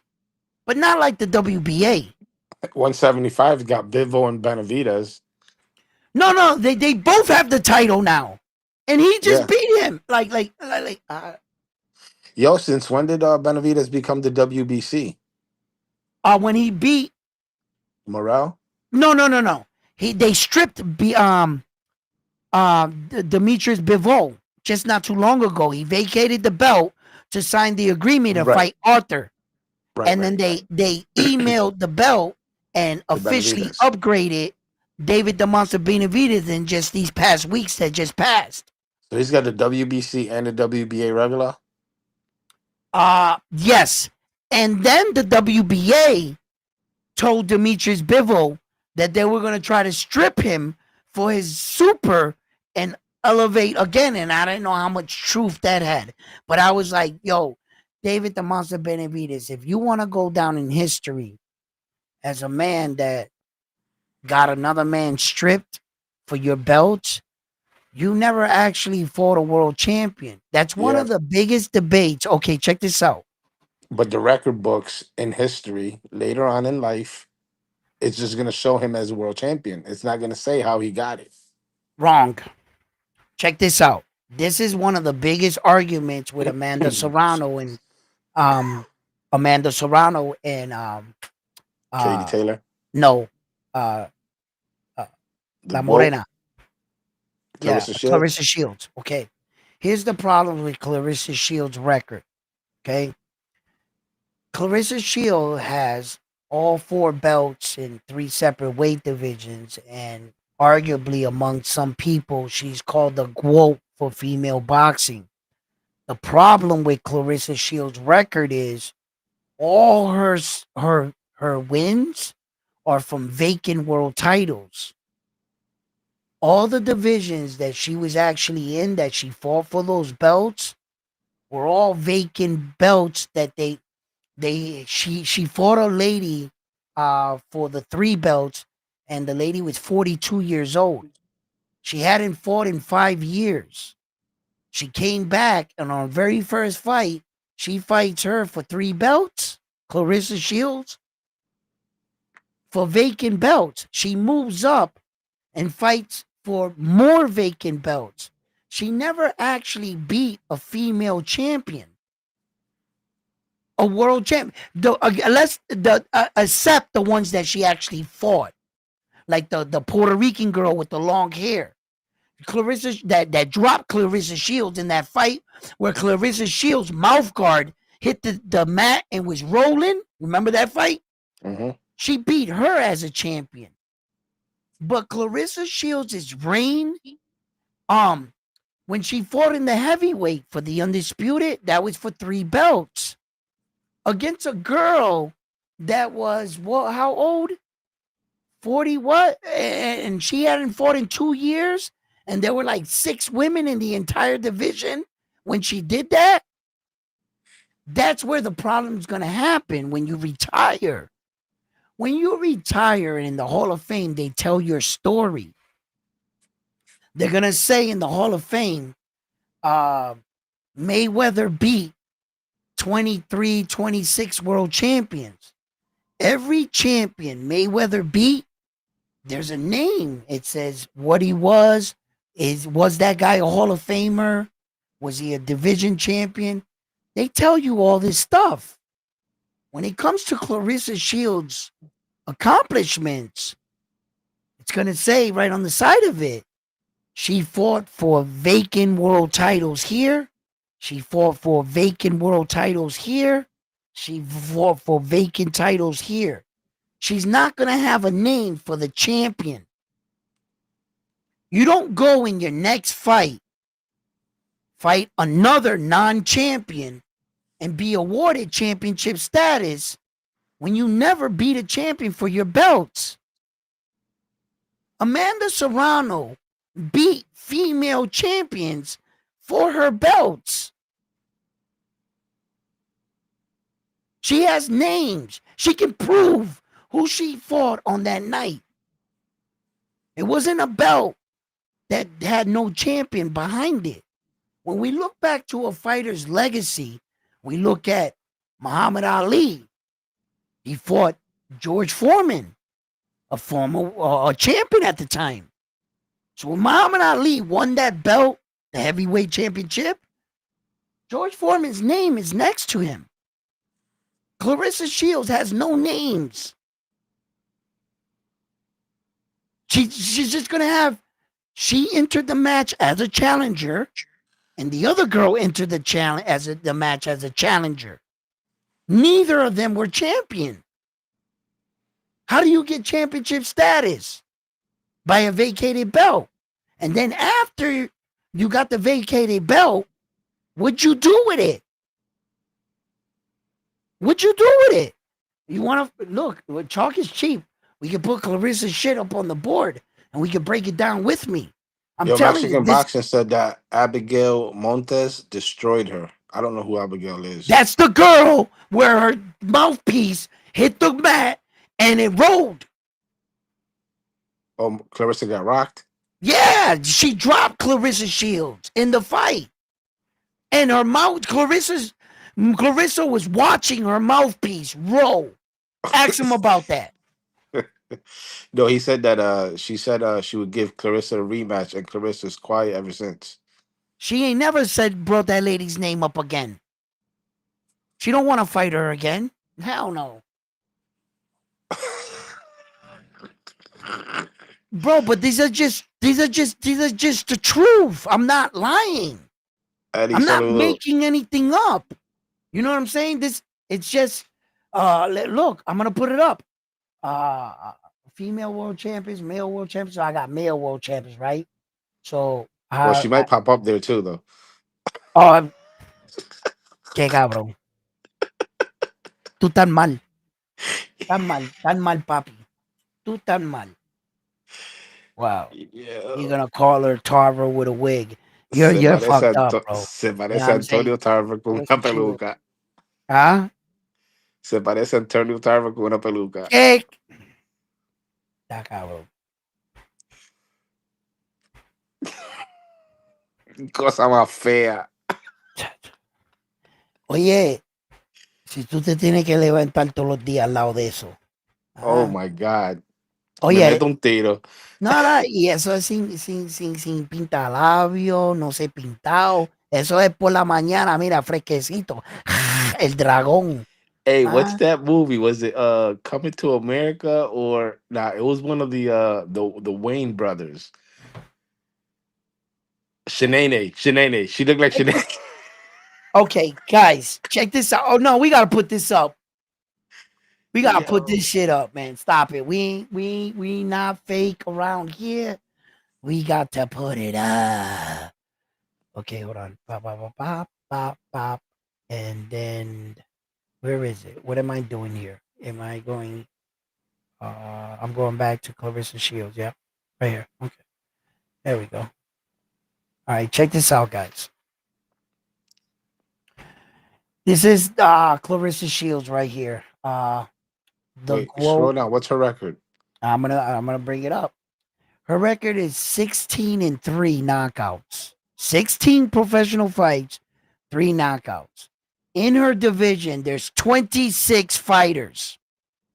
She's number 1. Out of the American 5, she's number 1. That's a very tough division. Yeah, she's arguably in the top 5. She's got to be, right? Because the competition is so fierce with having 26 fighters in your entire division. Worldwide. Okay? And out of American fighters, there's only 5 of them. Okay? She's 30 years old. She has all the belts, all the gold. You see it, except the WBA title will not be here. She has the WBF, the women's heavyweight championship. She's got it, right? She's 5'8". She has 133 rounds experience with 16 bouts and has an 18% knockout ratio. Damn, she hit hard. Wow, she's a banger. She's a banger. I mean, there's 3 right here. 3, count them right there. Big ones right there. Okay. Now, when we look at the belts and we look at the time she won the belts, here's an IBF, here's a WBC. That's a WBC silver. That doesn't count. North American Boxing Federation. That don't count. That's not a belt. But these are belts right here. Pretty girl, 16 and 9. Pretty girl. So she's a German. And When she fought Shields, she didn't have a belt. They were fighting for a vacant belt. I'm looking right. Yeah. Okay, hold on. Usually it would say it right here. Right. Okay, hold on. Let me move this. Okay. You see that right there? Can you see it? Hold on. I gotta zoom in here. I'm blind. Vacant. Yep. You see it? Yep. IBF World Super Medal vacant. You understand? And then she gets these belts, yes. Then she'll go on to defend them, whatever. Blah blah blah. Her next one right here, when she moves up, right here. What's that say? No, but you're Vacant. under the German girl right now. You're not on Clarissa's. Oh no. What are you talking about? Oh, yes, you are. My bad. Yeah. My bad. Yeah, I hopped back. I went back. So this is vacant. Then she goes, she has him. She defends him. Look, the next one, there's another vacant title right there, right? Look at another vacant title right there. Look. And then she'll go and fight for them and defend them and do it. Look at the next one, 2 vacant titles. Look. Mm-hmm. Do you see a pattern here? Then she'll go and fight for them. And then, they'll boost her up again and she'll defend those belts and so forth. And here she goes throughout her career again, doing it. Yeah, I gotta go back and see that fight. Vacant again. Look. And then vacant. 2 belts were vacant in this fight.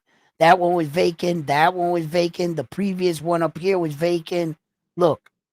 Yeah, since she got her record up, when did she fight Abigail Montes?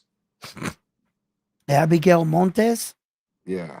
Okay, that's further up. That was real early in her career, I think. I gotta see that fight. I just want to know when it happens so I can know what to look for. Where the fuck is her name? She got it swiped out of her record? Nah. It might be I know he's talking about the same girl, but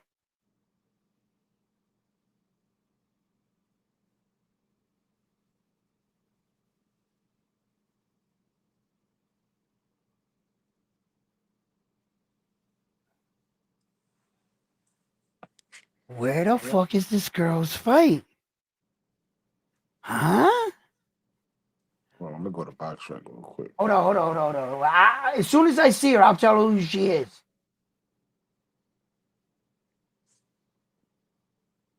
That's not her. I will go down and click on every one of these bitches till I find her. That's not her.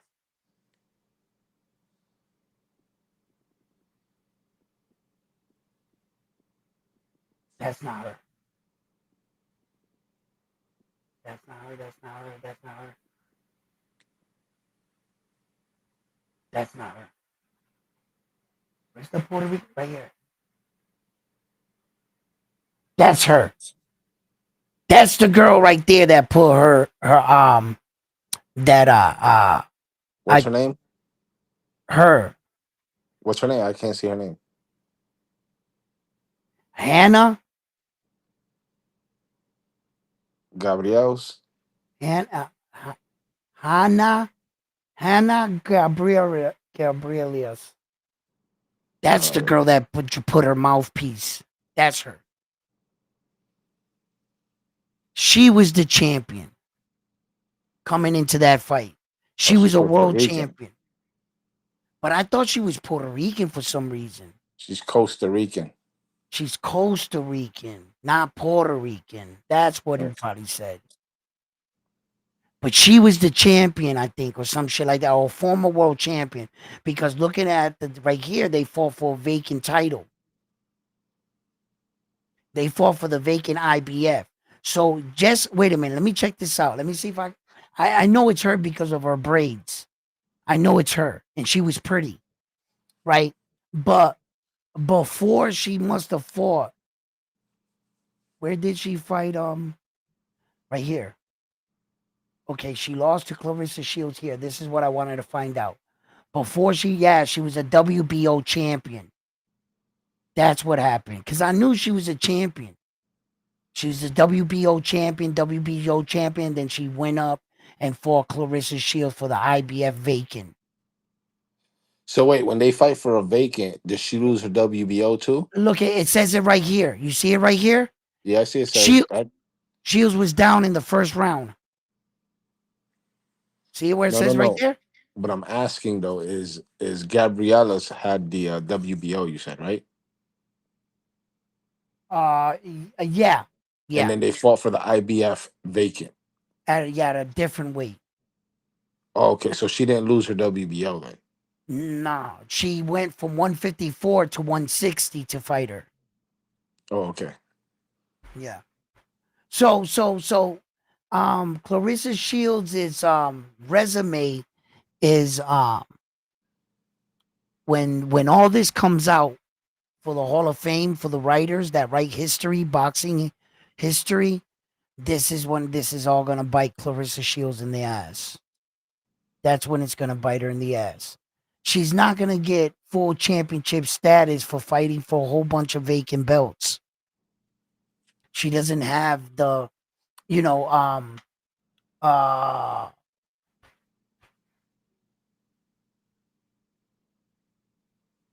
let's say, hold on a second.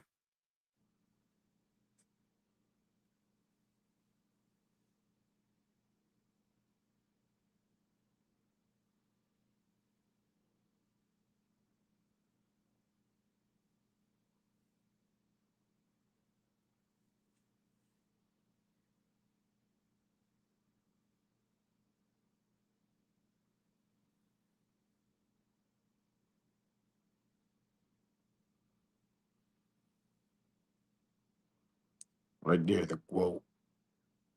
Yep, that's the quote. All right, now let's compare their records. What was her? She's 16-3. 16. 47. Listen, 47-31. What's her knockout ratio? 65%. Compared to what? What was it? 18? Yeah. 18%. Okay. At least in Amanda's ranking, she's number 2 out of 121. Not number 1 out of 26. Right? She's 1 out of Puerto Rico. She's 1 out of 1, baby. Only one Puerto Rican fighter in the world that's a female that fights in her division, and it's her. Yep. Right? Okay. So let's check out the queen here. Right? Now, WBA titles will not be showing up here. So if she has any WBA female titles, they will not show up. Doesn't mean she does not have them. Amanda Serrano has a title in 7 women's weight divisions. I repeat, 7. She has a world title in 7 weight divisions. And when you see it right here, she actually fought for a vacant belt right here. We got one right here, the IBF super featherweight vacant. Right there, she fought for one. This right here, she fought a champion for. Yep. That was a championship fight. She fought for a champion. 10-0. She world championship was on the line. See? Damn, look, 130, 125, 130, 134, 126. Mad different weight classes. A lot. She fought for a vacant belt right up there. The WBO right here. She fought a champion for. See? Look. A vacant belt right here. She fought a champion here. She fought a champion here. She fought a champion here. That one was vacant. The top one was vacant against Alexandra Lazar. This one. Yep, vacant. vacant, champion, vacant, champion, vacant, vacant, champion, champion, vacant belt, champion, champion, champion, champion, champion, champion, champion, champion, champion, champion, champion, champion, champion, champion, champion, champion, No, now you gotta start champion, changing to champion, champion, champion, champion, champion, champion, champion, champion. champion, champion, champion, champion, champion, champion, champion, champion. And then now she's fighting for all these belts, champion. So she fights champions, bro. There's a lot of women vacant champions I can see because the competition is not a lot and it's not, but yeah, there is competition up there. And when it comes down to that at the end, that's where it's gonna hurt Clarissa Shields. She's not gonna get that women's championship she's looking for. Well, she'll be able to hold on to some of her accomplishments, of course, becoming the first female 3-division world champion, no matter what. She'll be able to hold on to that award, that title, until another female comes by and beats her. But I don't think that's going to take long at all. I think Gabrielle Fandora, I think she's on a good track. And when it's all said and done, she has the potential of wiping out Clarissa Shields' accomplishments. There are some young female fighters right now coming up that. What about Bumgarner? Did she all her belts were vacant too, or did she actually fight champions? Bumgarner fought for a lot of vacant belts, I remember. Yeah. Okay. But she did fight a couple champions. Bumgarner, remarkably, a lot of these girls are better than Ali's daughter, Layla Ali. Although she is one of the most prestigious boxers' dad, you know what I mean? You gotta admit, who did Layla Ali fight? Like, what did she do really? Like, it's a good question. She didn't. Layla, she didn't fight shit, bro. I'm gonna tell you that right now. She didn't fight nobody. And yeah, but in her era, no, she ducked everyone. She ducked everyone in that time. Yeah, there was some big. She should have fought Wolf. And Wolf. If Ali wanted to prove during that time, nobody wanted to fight Wolf. Yo, I'm looking at the pound for pound female in pro boxing. Clarissa Shield is ranked number 7. Really? She's not. Yeah. Wow. Dina Thorslund. They're telling the truth over there in pro box. Congratulations, guys. She's from Denmark. She's ranked number 1. Jumping on the Clarissa Shield bandwagon. Be honest with these girls. There's other girls out there that are better than her. Yeah. They got Yocasta Valle. I think she's a Chilean girl. Let me see. Where's she from? Girl, Ann Wolf? No, she's Costa Rica. Now, that was a man with a fucking wig on, bro. Yo, that chick she was a beast. She became a coach. She coached that dude that got knocked out by Canelo Alvarez. What was his name? Canelo knocked him out brutally. I think it was like the last black dude he fought. Canelo. I forget what the fuck? I got too much boxing in my head. Yo, Layla Ali retired 24-0 with 21 knockouts. It would look like she was like dominant, wouldn't it? Yeah. That is one padded career right there, my man. That is one padded career. There was a lot of controversy during her time coming up. I can remember. Now, I'm not as fluent with female boxing as I would like to be. I'm not there with female boxing, no. But I have a pretty decent memory. And I remember back then there was a lot of controversy that came up with her. They felt like the other women felt like boxing was sheltering her because of who her father was. Um, you know, there were a lot of female ladies that were calling her up at that time. And I can remember, and I felt back then like there were a lot of women that were saying, don't buy into the hype of Layla Ali, that Layla Ali Layla Ali, wasn't that yeah. girl or this, that. You know, I would have to go back and really check on my female boxing because, like I said, I'm not as fluent. But yeah, I don't think she was considered by many the best female boxer at the time. Layla Ali, no, I don't think so. By many, so. Well, you want to brush up your female boxing? The Katie Taylor and Amanda Serrano's all female boxers. Yeah, and I'm definitely on that, 100%. Did you see the card that Clarissa Shields is trying to put together right now to combat the Amanda Serrano card? Yo, I'm not even gonna show you the No, poster because these dudes ain't right. Yo, it's I want to see nah, it. I ain't You no. got You got to show I it. ain't doing it. You ain't doing it on my show.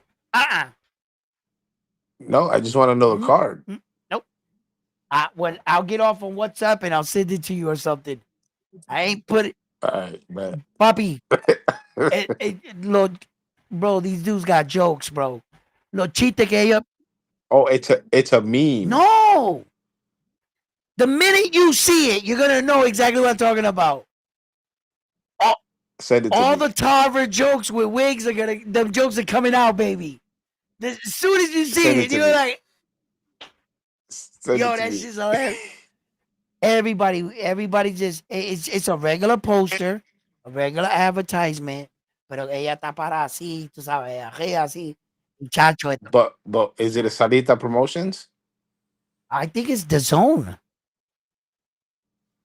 Yeah, but she signed to Sarita Well, then Promotions. yeah, you know how that works. They're all working with each Yeah. other. But that's the fight card she's combating Amanda Serrano's And it's all fight women. card. Huh? And it's all women. Yeah. They're all women. I saw it. Well, there was a bunch of women on the front. I don't know if the whole thing is women now that you ask me that. I can't co-sign it. Porque You know what they say? If it's got an apple, it's definitely got a banana. then you fucking with a fruit basket right there. You know what I'm saying? Like, For yo, real. stop it. Salute, baby. How you doing? Eddie, how you doing? Yeah, so like, yeah, anyway, my point was like, I'm not sure if Clarissa Shield, the self-proclaimed quote, is gonna end up her career like that. I actually don't think she has the accolades. But when you go and you break down everything, sometimes things not what all they seem. You know what I'm saying? And I would definitely put up them 3 divisions, world champions. I would put that up against 7 divisions any day. I would put up Amanda's record with 7 weight divisions and being unified in one of them. Let's just remember that Amanda Serrano got all 4 belts in one division too as well. And she stands to do it again with Katie Taylor if she beats Katie Taylor for all those belts. So if Amanda can get 2-time undisputed champion with 7 weight divisions, I don't think Clarissa can beat her now. I think they got separate accomplishments. They should be awarded for separate things. But the best female fighter, I don't think the best female fighter should have an 18% knockout ratio. And if I was looking at one of the best female fighters, you would have to be tested. Well, she had her last 2 fights were knockouts, right? And that's the only reason why that thing went up. If she only has 3 knockouts? Yeah, and then so leading into that, she had fights, 1 knockout. Correct. That's the best female fighter in the world? And on top of it, her last 2 fights, she's been on a snack program. And her last 2 fights, she fought a fighter age what was it? She was 42 years old. Sound like that. The last fighter okay, let's just back it up a second. I'll tell you right now. I'll tell you right now. Okay, I got. Okay, so her last fight, that lady only had 5 professional fights. She had 2 knockouts and 1 loss. So out of 5 fights, and she was 42. Yeah, but she was 42. So the only loss she has to Clarissa Shields. So you mean to tell me you fought a lady that's 42 years old, that's coming back? What was her layoff before Clarissa Shields? Her last time she fought was 2024, 7/27. Right? She gets back in the ring 2025, 2-2. Oh wait, she didn't even knock her out. She didn't even knock her out. She won by UD. She wins by UD against a fighter that only had 5 fights and was 42 years old. And then she fought the Canadian girl who's 29. And she beat her by knockout in the 2nd round. But she came in on that fight. Hold on. What did she come in on that fight at? She came in 7-1. Okay. And out of 7-1, she only had 2 knockouts. And she got knocked out both losses. Her competition is flimsy at best. The women Marciela Cornejo, 16-5 at the time of the fight. Savannah Marshall was 12-0. Emma Cozen was 21-0. Marie Evie DeCare was 17-0. I mean, but then again, these fighters don't have nobody to fight though, you know, in that weight class. So you got what? Marie DeCare 17-0. Ivana Habazin was 20-3. Christina Hammer was 20-4, 24-0. 9-1, 5-2, 18-1, 17-0 with 3 draws, 16-0.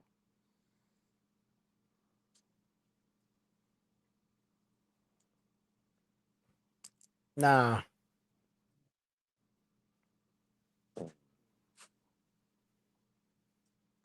She fought a lot of these girls. They were active during the time. They just wasn't established professional women. When you look at the best top women fighters in the world, you look at the Katie Taylors, you look at the Lisa Bungars, you look at all these other girls. You know, how could Clarissa Shields started calling herself the GWO under 10 fights? She was already calling herself the self-proclaimed GWO. When in boxing, you can't even be considered serious without 10 fights. You know, to a boxer, you got to have 10 fights or better. You know what I mean? With only having 9 fights, she had already made that chain. That chain she had, the GWO, where she called herself the GWO. The difference between Clarissa Shields and Amanda is Clarissa Shields calls herself the GWO. We call Amanda the GWO. Amanda never calls herself the GWO. The people deem her the GWO. The people, just like the people don't deem Clarissa Shields the GWO. They just repeat what she's calling herself. There's a difference, like the Monster anyway. Like I explained with him and David the Monster Benavidez, same shit. David the Monster Benavidez calls himself the Monster. We call Naoya Inoue the Monster. There's a difference. You know, so yeah, man. There is a freaking difference. So listen, man, I've been on all day on boxing channels, boxing stuff, man. I'm about to wrap this up right here. Listen, fight fans, thank you for locking in, tuning in, all of you guys. Salute to the panel, to everybody that hit the like button Today. and put down a chat. I'm just exhausted right now. I gotta get off. I'm starting to tell like my boxing brain is turning off. I can feel it already inside. But thanks Frontline for coming up. We're gonna talk a lot of boxing. We got a lot of boxing coming up, Frontline.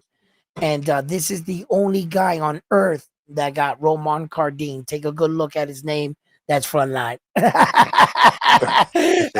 Yo, don't forget to text me that Oh poster. The poster. All right, I got you. All right, Fight Family. So please don't forget to give these videos a like if you haven't already. Subscribe to the channel, and like always, I'm on to the next one after this one here at Round One Sports Talk. You've been amazing. I've been your host. Have a good night. Peace. Suave, corillo.